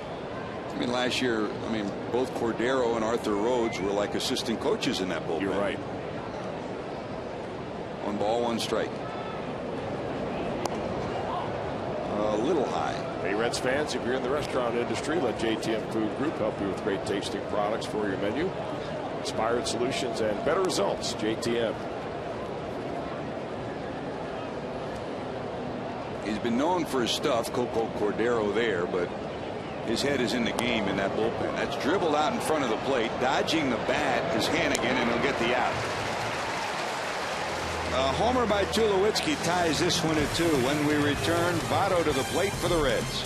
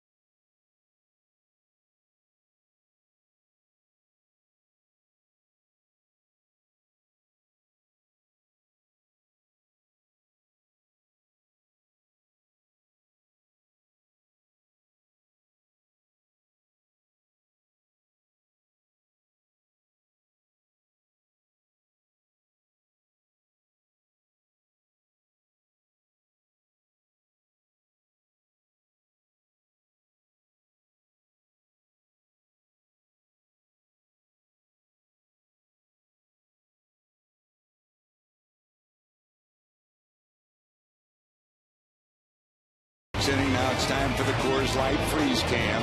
You don't see him often, but 3 inning double plays in the first 5 innings. This one the most unique. Ryan Hanigan scoops it up right on the plate, taps the plate for 1 out, then gets the out at first. Great play by Hanigan.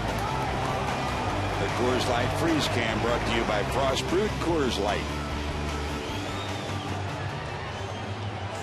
Very pleasant night here at Great American Ballpark. George Grand, Chris Welsh, Jim Day, Jeff Pecoro by with Reds Live pre- and post-game activities. Gives us a chance to answer our trivia question. For those of you that are veteran Reds fans, I mean, this, if you're a Reds fan, you got to get this one. The last at-bat for the last out for the 1990 World Series.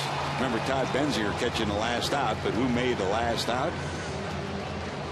The hitting coach for the Colorado Rockies, Carney Lansford, former American League batting champ. And talking to Carney, I mean, talk about a guy, again, you talk about competitor and who would share. I mean, the A's were the prohibitive favorites going into the postseason.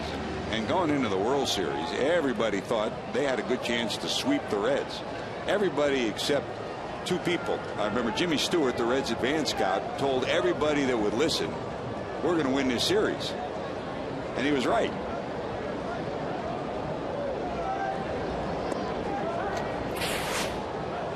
Remember this, Chris? I certainly do. Randall Kirk delivers. Who squeezes it? Todd Benziger. Great moment. Great emotion. The World Championship for the Reds. And the shortstop on that team will probably be heading to Cooperstown a year ago. About this, a year from now at this time, Barry Larkin should have enough votes this coming year from the baseball writers to go into Cooperstown, and deservedly so. Here's Joey, struck out twice.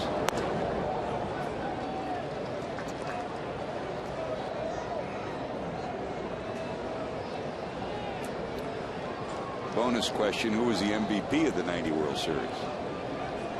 I see people jumping up. Joel's jumping up. Jesse's jumping up.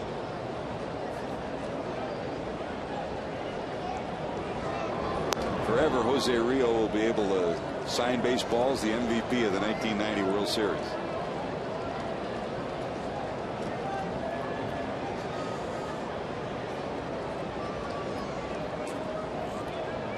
There were a lot of stars in 1990. Joey digs in. 3 balls, 1 strike. One of them standing in the first base coach's box, too. How do you hit 750? That's unbelievable. And the Hatch did.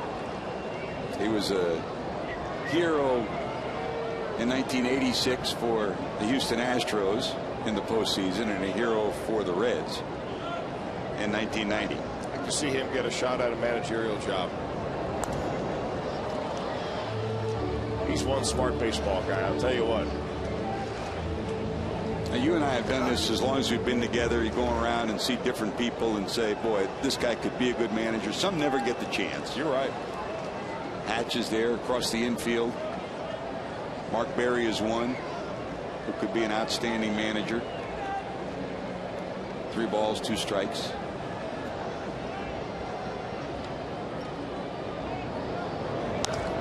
Votto to left. Does he have enough? Going back, looking up, going to be gone. Boy, you see it so often.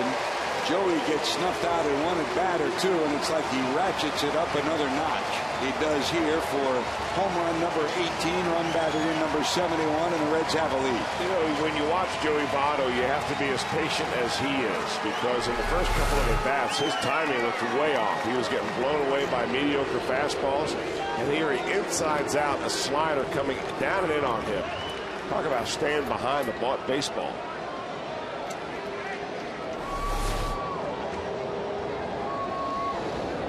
Well, the Reds have regained the lead 3-2, and here comes Jay. His homer gave the Reds a 2-0 lead in the 4th.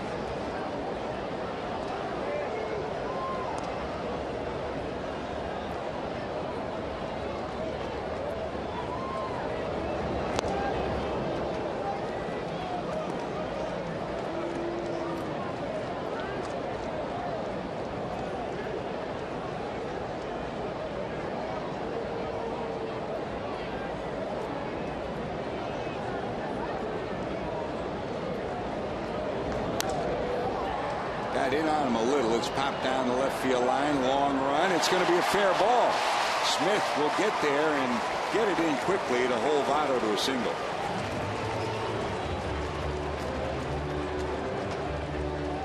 Well, he hit a breaking ball for a home run his last time up on a 1-1 count. This time Kevin Mill was saying, you know what, no more slow stuff for you, just fastballs in. That was a little bit of a cutter. It looked like up and in, and Jay Bruce just was able to keep it fair. And because Seth Smith was on it right now, Jay Bruce stays at first base. Normally you'd think that'd be an automatic double. I think he thought it was going out of play, his first reaction, and he couldn't find it by the time he did, too late. Bob Apodaca coming out to talk to Millwood.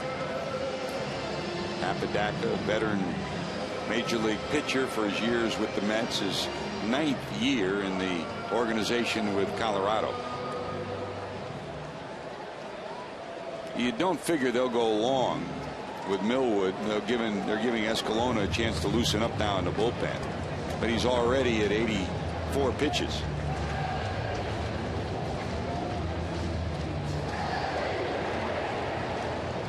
There he is.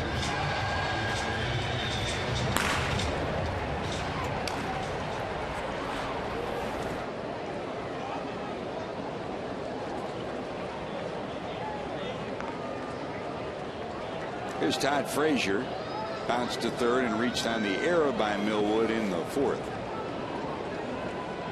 Short lead for Bruce down at first.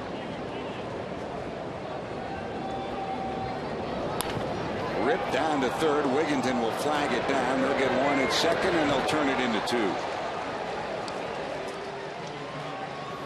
113 twin killings for the Rockies this year as Wigginton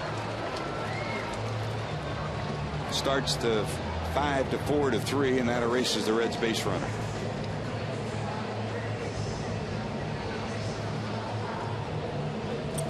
Now here's Drew. Stubbs struck out swinging, struck out looking.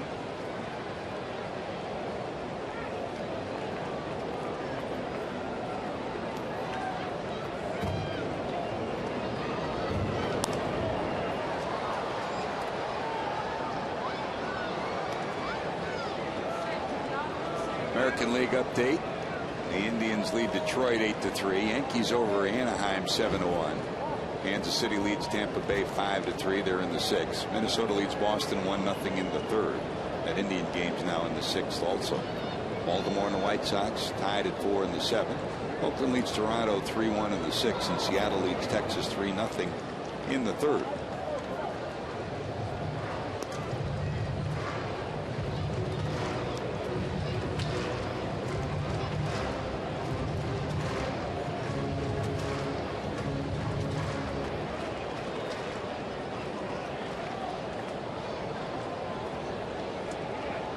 Gary's going over to talk to Dusty Baker. I don't know. I think he's talking to one of the security guards also, George. It might be something.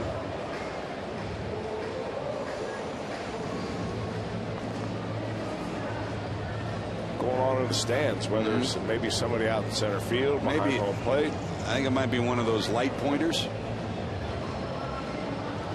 And they're looking as the way they look through the stands to see if they could see anything.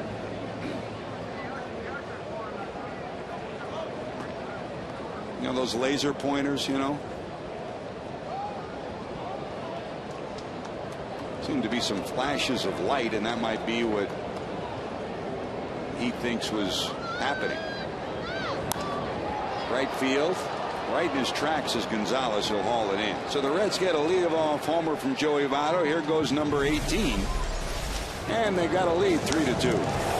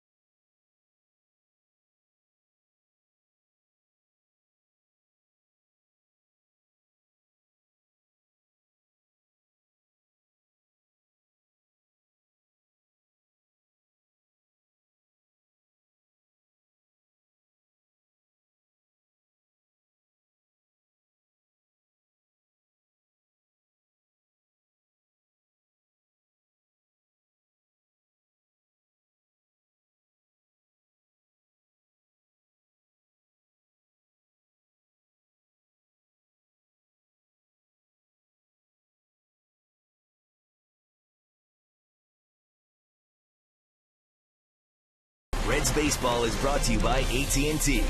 Cincinnati Children's ranks 3rd in the nation on U.S. News and World Report's honor roll for Best Children's Hospitals 2011. By your Cincinnati Northern Kentucky Honda dealers. Visit mycincinnatihondadealer.com for current offers. And by Wendy's. You know when it's real.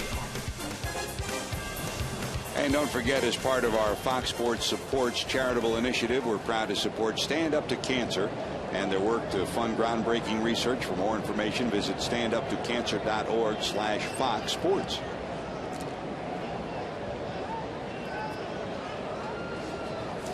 Here's Mike Leake. Let's see if a breather or two in the dugout can get him back on the beam. Leake going to work, facing the leadoff hitter, Dexter Fowler, who struck out and then singled twice. The last time to left, singled in the first run for the Rockies. He's really battled tonight, Mike Leake has, and he's given up 10 hits in those 6 innings. One thing that he's not been able to do consistently, like he has done in a lot of games this year, is pitch these left-handers inside. Right off the plate with a fastball, a little cutter inside, a little slider, even some changeups inside he has thrown in the past. But tonight it seems like when he tries to get in there, that ball just like tailing back out over into the hitting zone.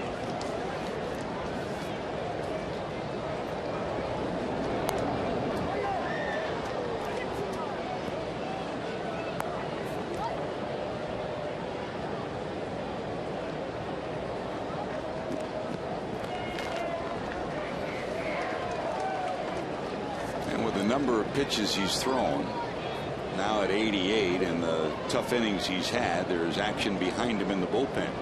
Bill Bray, the left-hander, and Jose Arredondo, the right-hander, loosening.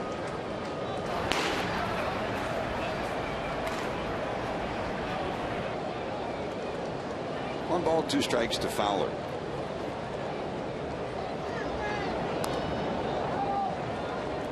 Chris, we've been impressed with Fowler's athletic ability since we first saw him, and I mean, just in this series, you see him on TV, but you got to see him in person. The reworking of this swing from the left side, where he's going to face a lot more right-handed pitching. He looks more comfortable. It was almost just slapping at the ball before from the left side.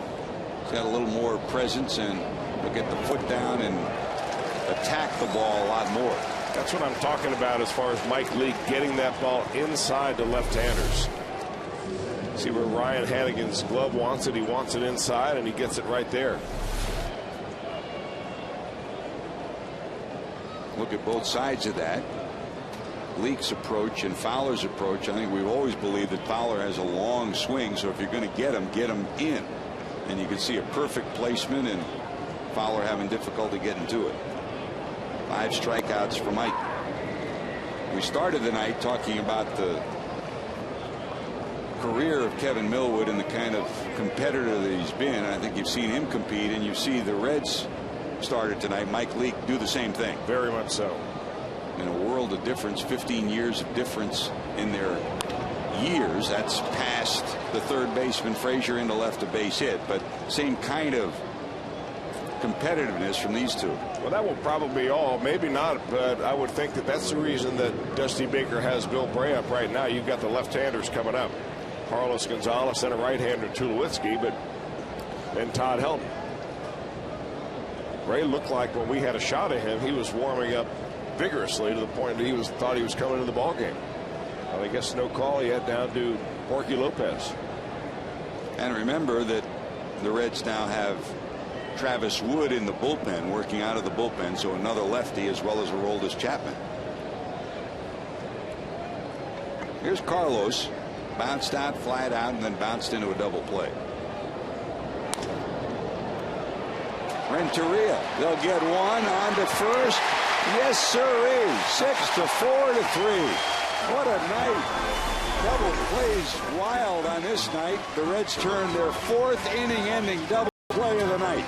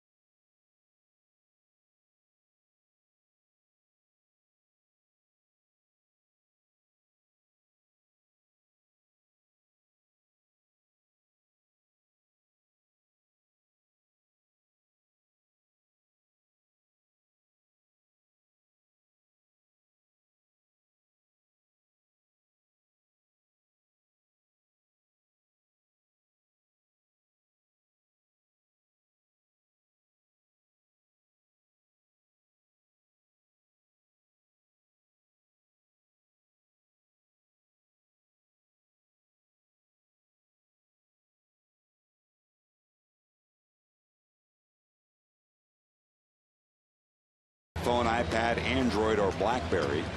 You get live audio, pitch-by-pitch tracking, video highlights, and more. Text @BAT to 31826 or visit Reds.com for details.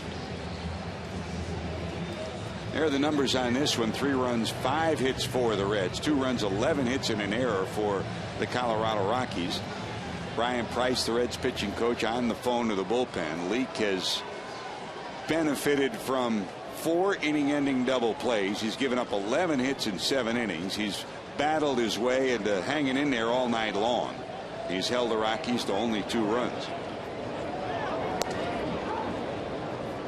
I mean, he gave up the home run to Tulowitzki, but that was a leadoff home run. And he's been able to keep the ball for the most part in the ballpark, even though some balls have been hit hard. And the other thing, Chris, that he didn't do tonight, you can see by those numbers, you throw in a couple of walks and you'd be trailing by 4 runs. Yeah, you're right about that. You know, defense has been the name of this game for the Reds all year long. Yeah, that's one thing that they've wanted to do over the last couple of years, is improve their defense, thereby making their pitching more effective. And no better way to show it tonight than 4 double plays. They haven't done that since last year, and in a game pitched in September by Edinson Volquez. So 4 twin killings, that's the way to go. Don Gullett always said you come to the ballpark and every night you're going to see something you didn't see on another night. And I don't remember the last time I've seen 4 inning-ending double plays, and some of them spectacular in nature. Big swing and a fly ball to left at the warning track. Looking up is Seth Smith, and he'll haul it in as Hannigan is retired. Ryan bounced out, walked, and that fly ball to left. And here comes Giannis. His contribution tonight, a single, 1 for 2, but even more importantly, 2 brilliant plays at second base to be involved in 2 of those double plays.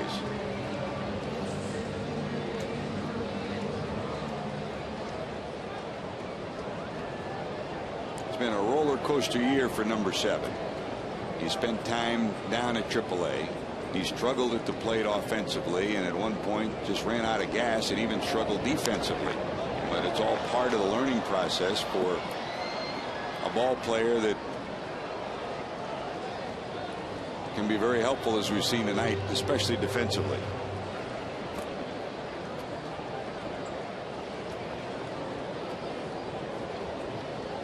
No balls, 1 strike.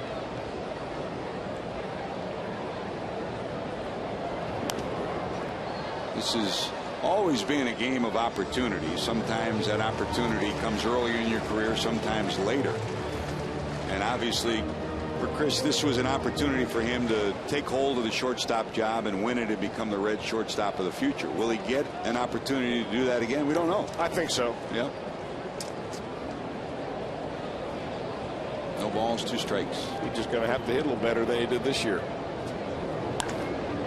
Tonight he is. That's 2 base hits and 2 fine defensive plays. Big turn, and he'll hold at first.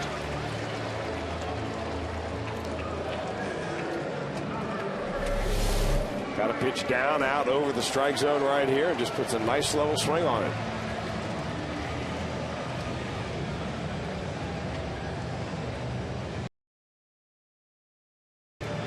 So 1 out, 1 on. And Mike Leake will come to the plate.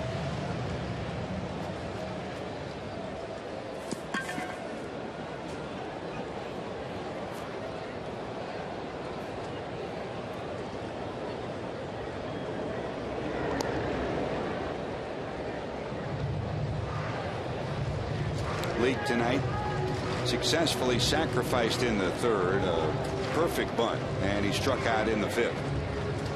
Long look at Mark Berry down in the 3rd base box.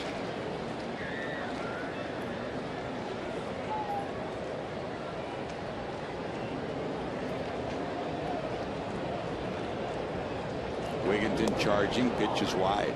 On the bench for the Reds tonight, Fred Lewis and Yonder Alonso, the 2 left-handed bats. Miguel Cairo, Ramon Hernandez, and Brandon Phillips, if you joined us late, who did not start. He was hit in that left elbow last night and thought it'd be okay when he left the ballpark, but woke up this morning and he could barely straighten it. That does not mean he's not available to pinch hit. They're really waiting to see how it reacts during the game. Leake shows bunt, then takes the bat back, runner going, and he's going to be out. Nailed at second. That play looked like a slow motion version.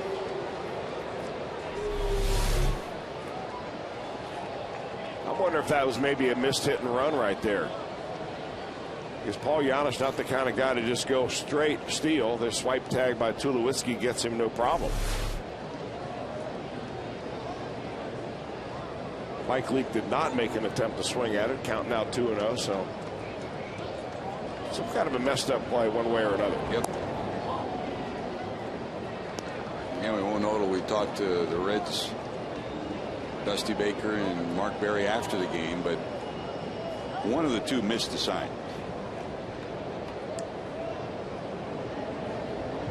Rio. There's a strike.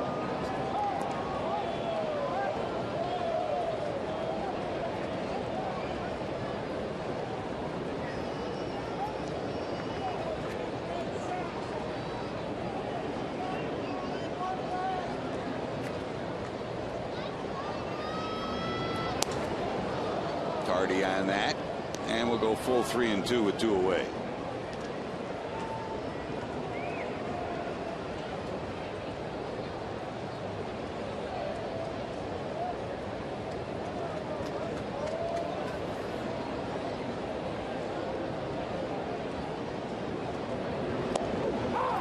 At the century mark, 100 pitches, is Kevin Millwood, the 100th, his 6th strikeout of the night. Reds lead it 3-2.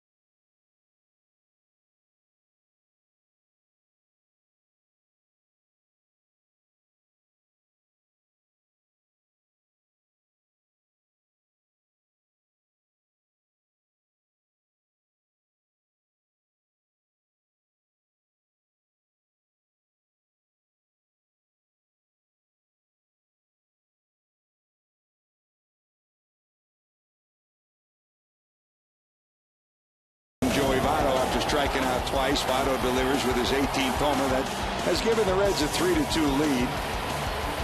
For Joey, our Coors Light cold hard blast of the night, a big-time shot. Kevin Millwood has given the Rockies a big-time effort in his first start as a Colorado Rocky. I mean, you look at the numbers of what they expected. He gives Iannetta, his new catcher, a pat on the back.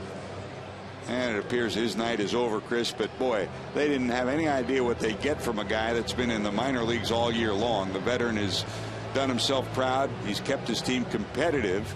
If he exits now, he exits in a 3-2 deficit, but he's pitched well. Looks like he's got some baseball left in him. Of course, the Rockies, like the Reds, trying to make that climb back to 500. They're 7 games under and 9 games back of the Giants.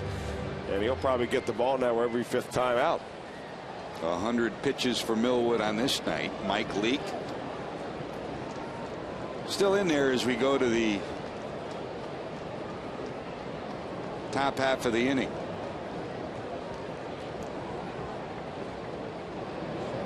Three to 2 as we start the 8th. 6th inning, Troy Tulowitzki. Whammo, he leads it off with his 23rd homer. He's 2 for 3. What a sweet swing. Man, does he take a cut. He's hit 3 balls right on the button tonight. A ground ball, base hit, to right and a ground ball right at the shortstop. But all three of them have been hit right on the button. You know, Tulowitzki's a big guy. We've mentioned that before for a shortstop. He's about 6 feet 4 inches tall. But if you look at his batting style, he's very upright. He really uses his body. I see a lot of tall guys try to bend over a little bit, try to crouch. And I'm not so sure that that's the way to do it. He develops a lot of power from that standpoint. 0-2 pitch is wide. 1 ball, 2 strikes.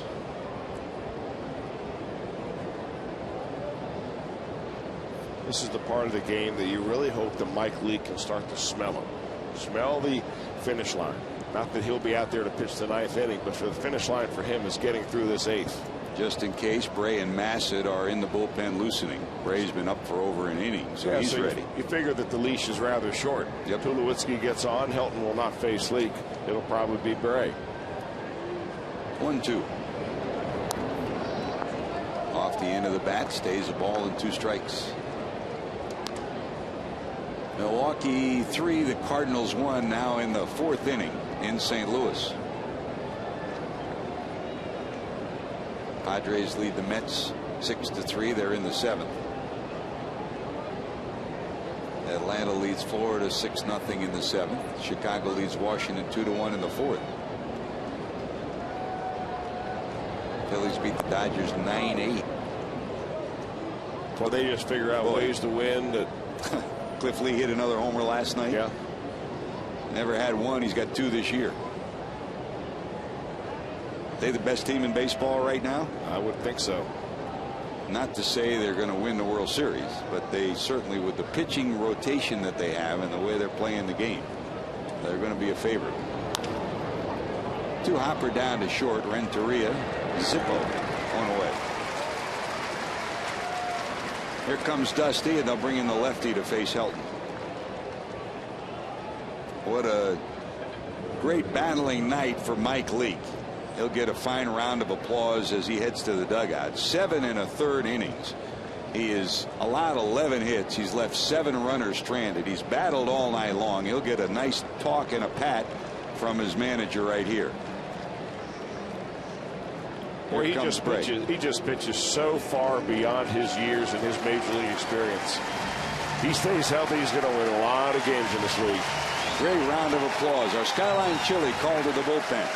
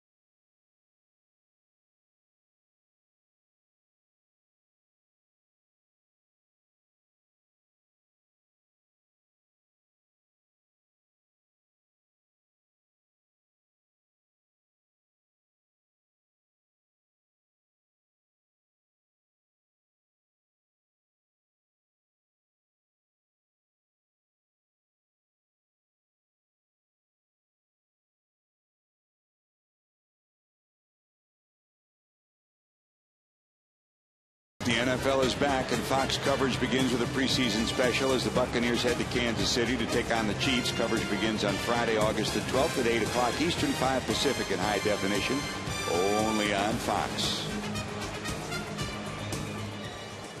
Mike Leake, 7 1/3, 7 hits, 2 runs. He's managed to 11 hits rather and 2 runs. He's managed to strand 7 batters on the night. Struck out 5, didn't walk a batter. That's been a key to his success, although he hit a batter. And here's Bill Bray.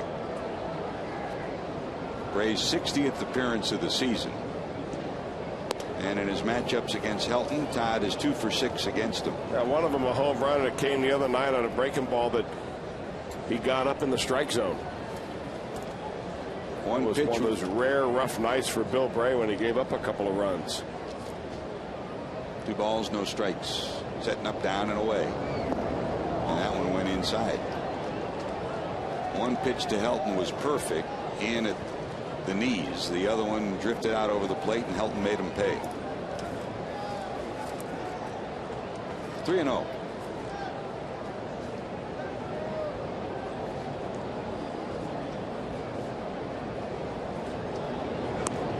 That's a strike. I take that back, George. It wasn't Helton that got him. It was Carlos Gonzalez that got him. Helton got Sam LeCure in that game just a couple innings previous.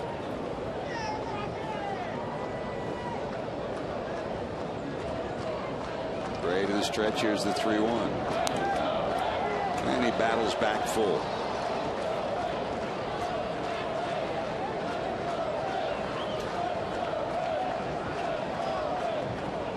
Helton singled to left twice in the 2nd and 4th, and then struck out looking in the 6th.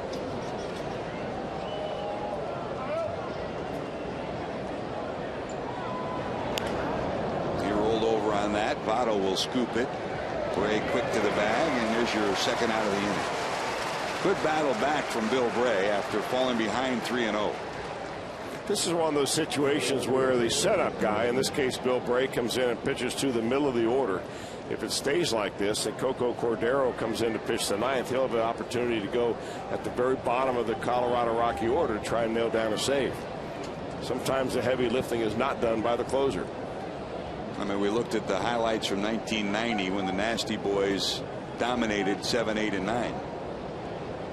And you saw Randy Myers, but Dibble and Charlton were just as much a part of closing the door as anybody. Yeah, the whole idea is to try to shorten the game. And I think that's the one chink in the armor that, as you look at the Phillies and you look ahead, you know, it's been a revolving door in the bullpen. If they get everybody healthy, their bullpen is fine. But they have not been healthy for most of the year. With that starting rotation, they haven't had to worry much about it. The postseason's a whole nother world. You know, it's for so many years we watched the Braves have the best team in baseball during the regular season. But all but after 14 division titles, all but 2 of those years, they didn't have a dominant closer. So you would have thought they would have won 4 or 5 World Series instead of what they ended up with. Big swing. Well, that is simply a disappearing slider for Bill Bray. I mean, it looks as a hitter that you are right on it, and all of a sudden it just disappears. 1 ball, 2 strikes, 2 outs.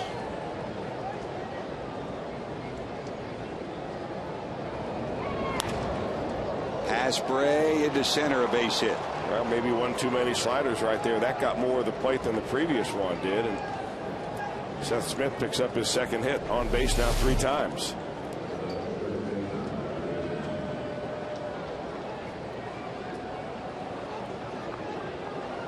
Here comes Dusty with Wigginton due up, the right-hander. Massett's been loosening in the bullpen, and yep, they'll go to the righty. And we'll take time out for these messages. You're watching Reds baseball on Fox Sports Ohio.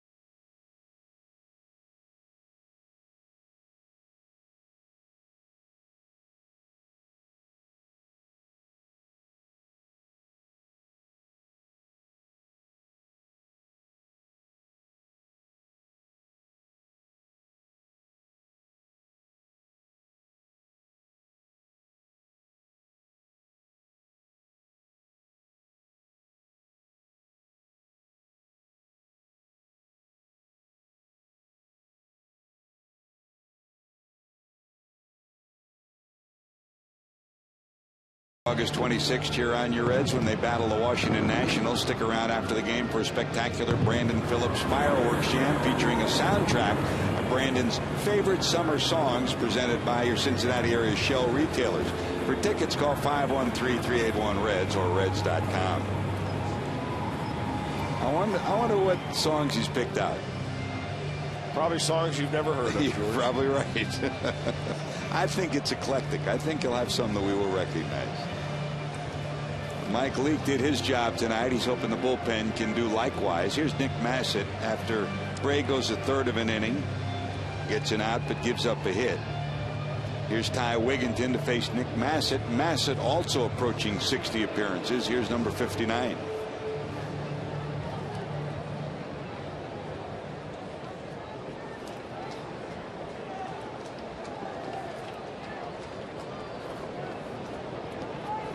Here's Wigginton tonight. Flied out. Dribbled into a double play in front of the plate and struck out looking.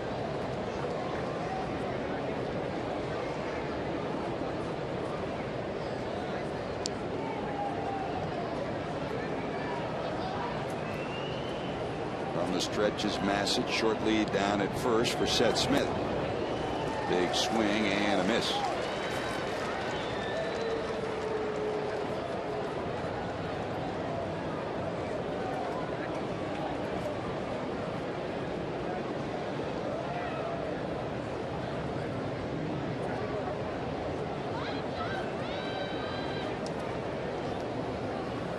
Here's the 1-1 from Massett. Center field, right in his tracks almost, is the center fielder Drew Stubbs, and good job by Massett and Bray. They keep the Rockies off the board. Big deep breath for Mike Leake. We go to the bottom of 8.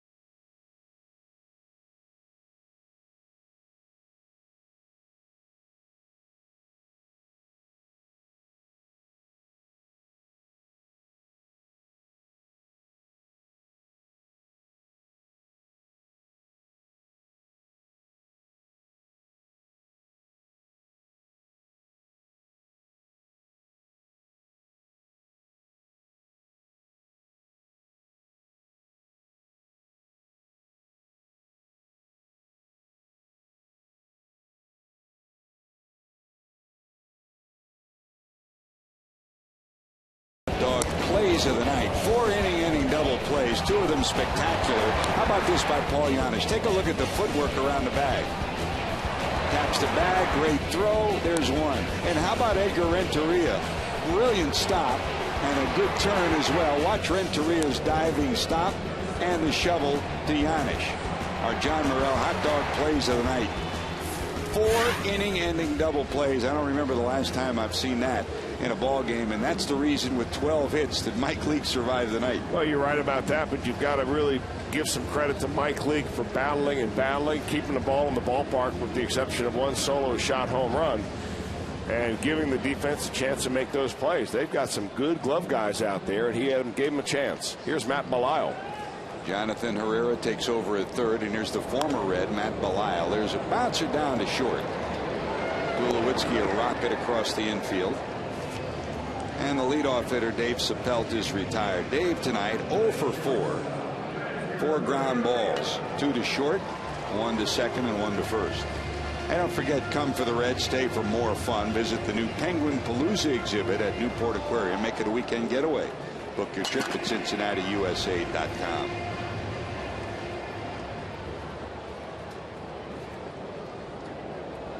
One away, and here's Edgar. He's figured in the game in many ways. Here's a pretty good bunt. Belisle won't even throw it. It slipped out of his hands, and Edgar will have his second hit of the night. He had a leadoff homer in the fourth that gave the Reds a 1-0 lead. And how about this bunt? You know, it just seems like in the last week or so, the Reds are beginning to utilize that bunt for base hit way more than they ever have earlier in the year. We saw Todd Frazier do it tonight. It turned out to be an error by the pitcher, but Edgar Renteria, a guy that's already hit a home run, drops one down just so he can keep the inning going and get on base for Joey Votto. Oh, we've had a plethora of home runs prior to tonight, but here there have been 2 for the Reds. They both have been instrumental.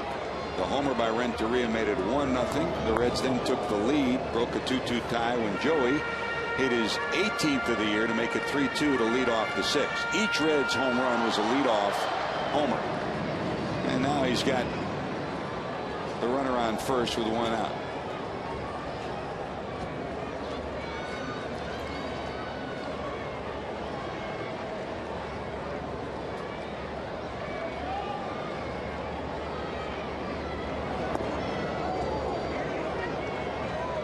So often last year, Chris, the Reds had multiple run home runs. It's been another recurring story of this year. So many. I mean, 2 of the 3 tonight were leadoff homers without runners on base, and that's why we're still back in a 1-run ball game. Well, you don't always pick when you hit them.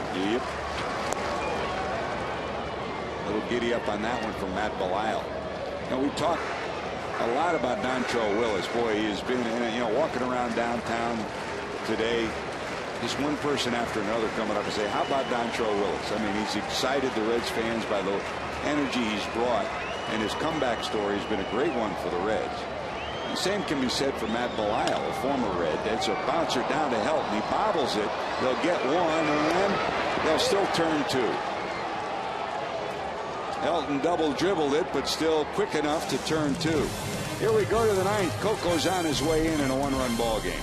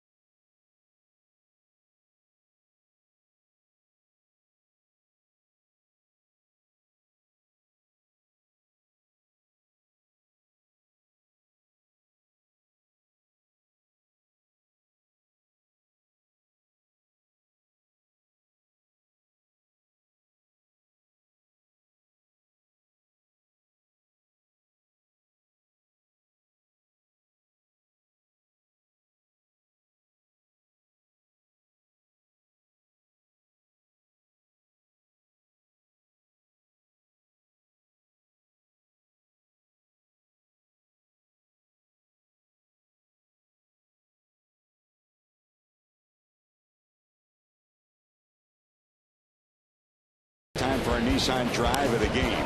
Edgar Renteria, he wanted one. He got one. A leadoff home run in the 4th to make it 1-0 Cincinnati. Our Nissan drive of the game. Renteria's homer was his 4th, the leadoff shot. Votto's homer, his 18th, the leadoff shot.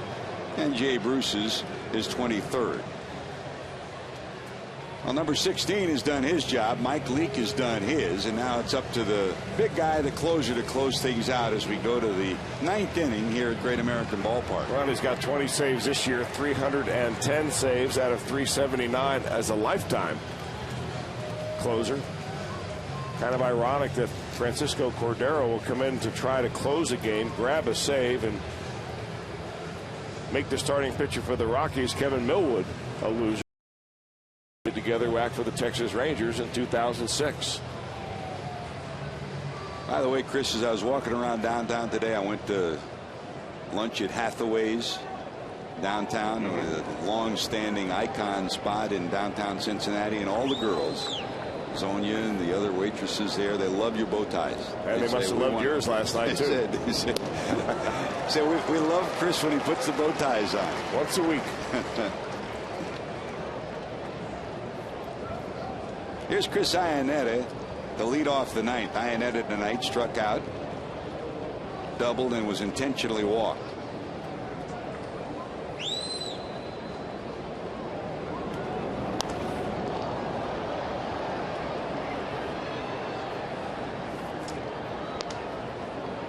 In the National League, Cordero trying to close out his 43rd game of the season. That's in the top 6 in the league. But the save opportunities have been fewer and far between for the big guy in the Reds bullpen of late.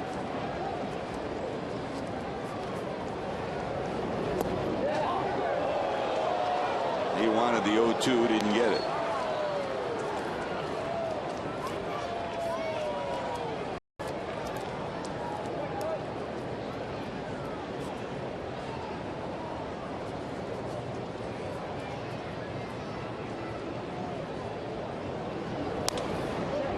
Popped up right side. 1 away.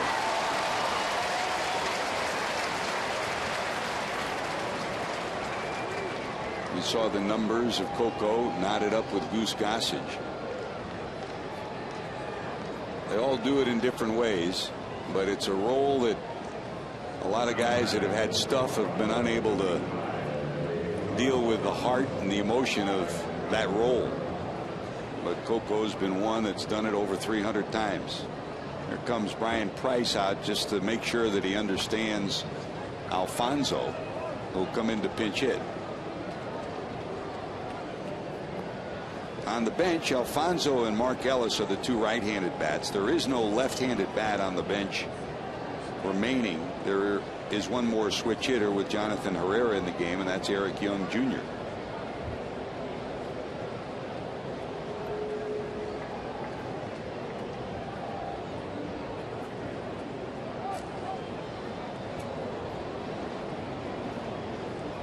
So the Venezuelan native steps in to face Cordero, hitting in the 9th spot, the pitcher spot, with Dexter Fowler due up next. 3 runs, 7 hits for the Reds, and no errors, 3 left on base. 2 runs, 12 hits, and an error for the Colorado Rockies. This game is so strange. Last night the Rockies won a game with only 5 hits. Tonight they've out-hit the Reds 12-7, and the Reds on the verge of taking a win 3-2. Oh, those left on base guys. Yep. 8 for the Rockies tonight, 3 for the Reds.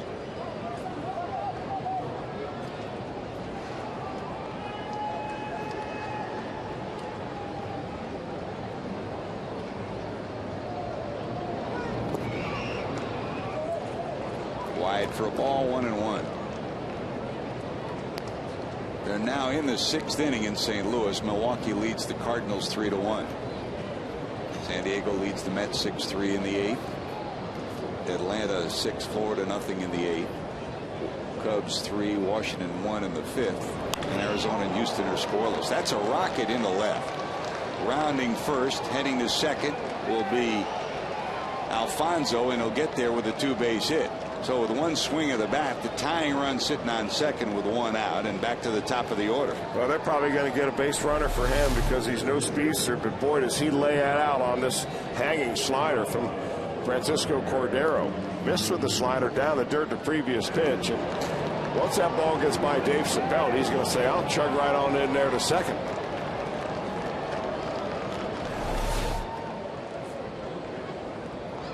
So Eric Young Jr. will come in to pinch run. He has outstanding speed. And we were back to Fowler, who's had a good night. He's had a 2-for-4 night. 2 singles. One of them plated the first run for the Rockies back in the 5th. Young, like his dad, outstanding speed, inches off second. Renteria will try to keep him close. And Cordero will deal to Fowler. He's going. And he steals it. That is a huge stolen base for Eric Young Jr. You know, George, you've said it many, many times. It's not how many stolen bases you have, it's when you get them. And this is a clutch time for the Rockies right there to get that runner on third base, because it changes the entire at bat now for Dexter Fowler. He picked a great pitch to go on, a ball in the dirt. Hannigan did a nice job scooping it and throwing it down there, even making it close. Now Fowler's just thinking about a ball into the outfield to tie this baby up. So the Reds will have to bring the infield in. One away. And ball one to Fowler. That almost hit him. He squared around to bunt, as if that might be maybe a safety squeeze.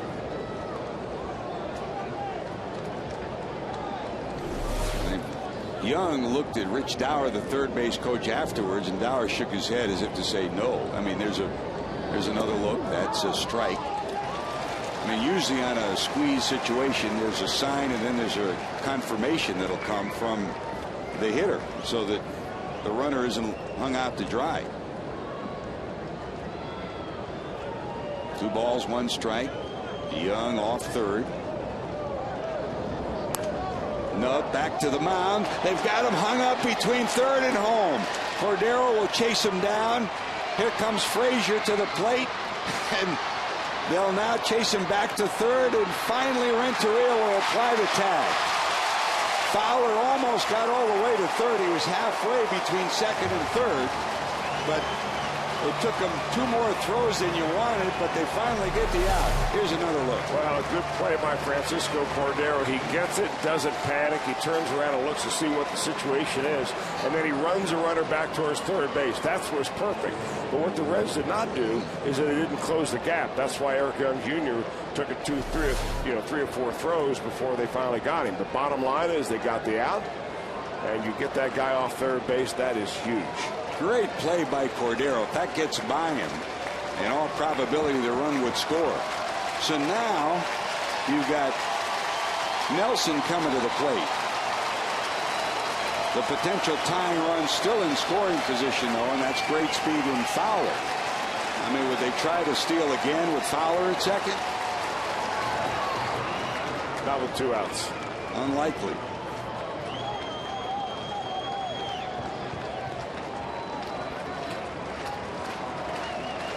Tell you one thing, this ball club can play some exciting games. Nice crowd here tonight. Hardly anybody is left, and they've been treated to a real fine Major League Baseball game. 21,673 have seen a little bit of everything. Pitching, defense, home runs. And now they're hoping for a save to wrap it up. Well, Francisco Cordero has to be looking over in that on-deck circle and seeing Carlos Gonzalez. This is the guy you want to get. Won the batting title last year. That's why the guy in the batter's box right now, he's the guy that's got the bullseye on him. You've got to go after him. 2 balls, no strikes. Hop foul and out of play. Not many have left of the 21,000 plus, and almost all of them on their feet here in the ninth. Very pleasant night, great night for baseball, and the Reds trying to put an exclamation point and end up on the smiling side of the scoreboard. Hannigan rolls through his signs. Here's the 2-1. Just missing. 21,000 umpires give their view of it.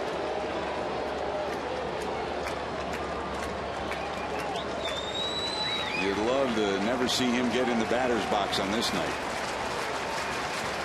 3-1.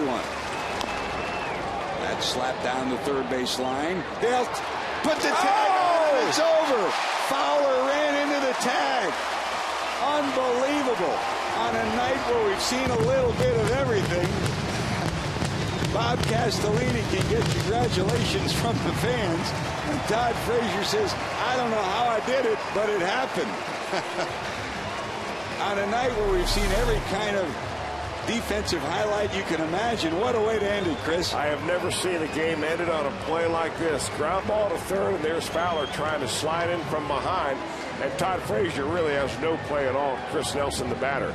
Dusty Baker, he likes it. Dusty said, uh-oh. Oh, wow. Give Frazier credit. The only chance he had was if the ball went foul or it somehow ended up in his glove. He blocked the plate with his foot, and Coco Cordero dodges a big bullet. Well, the Reds have hung on. 3-2, a win. More when we return. Holy mackerel.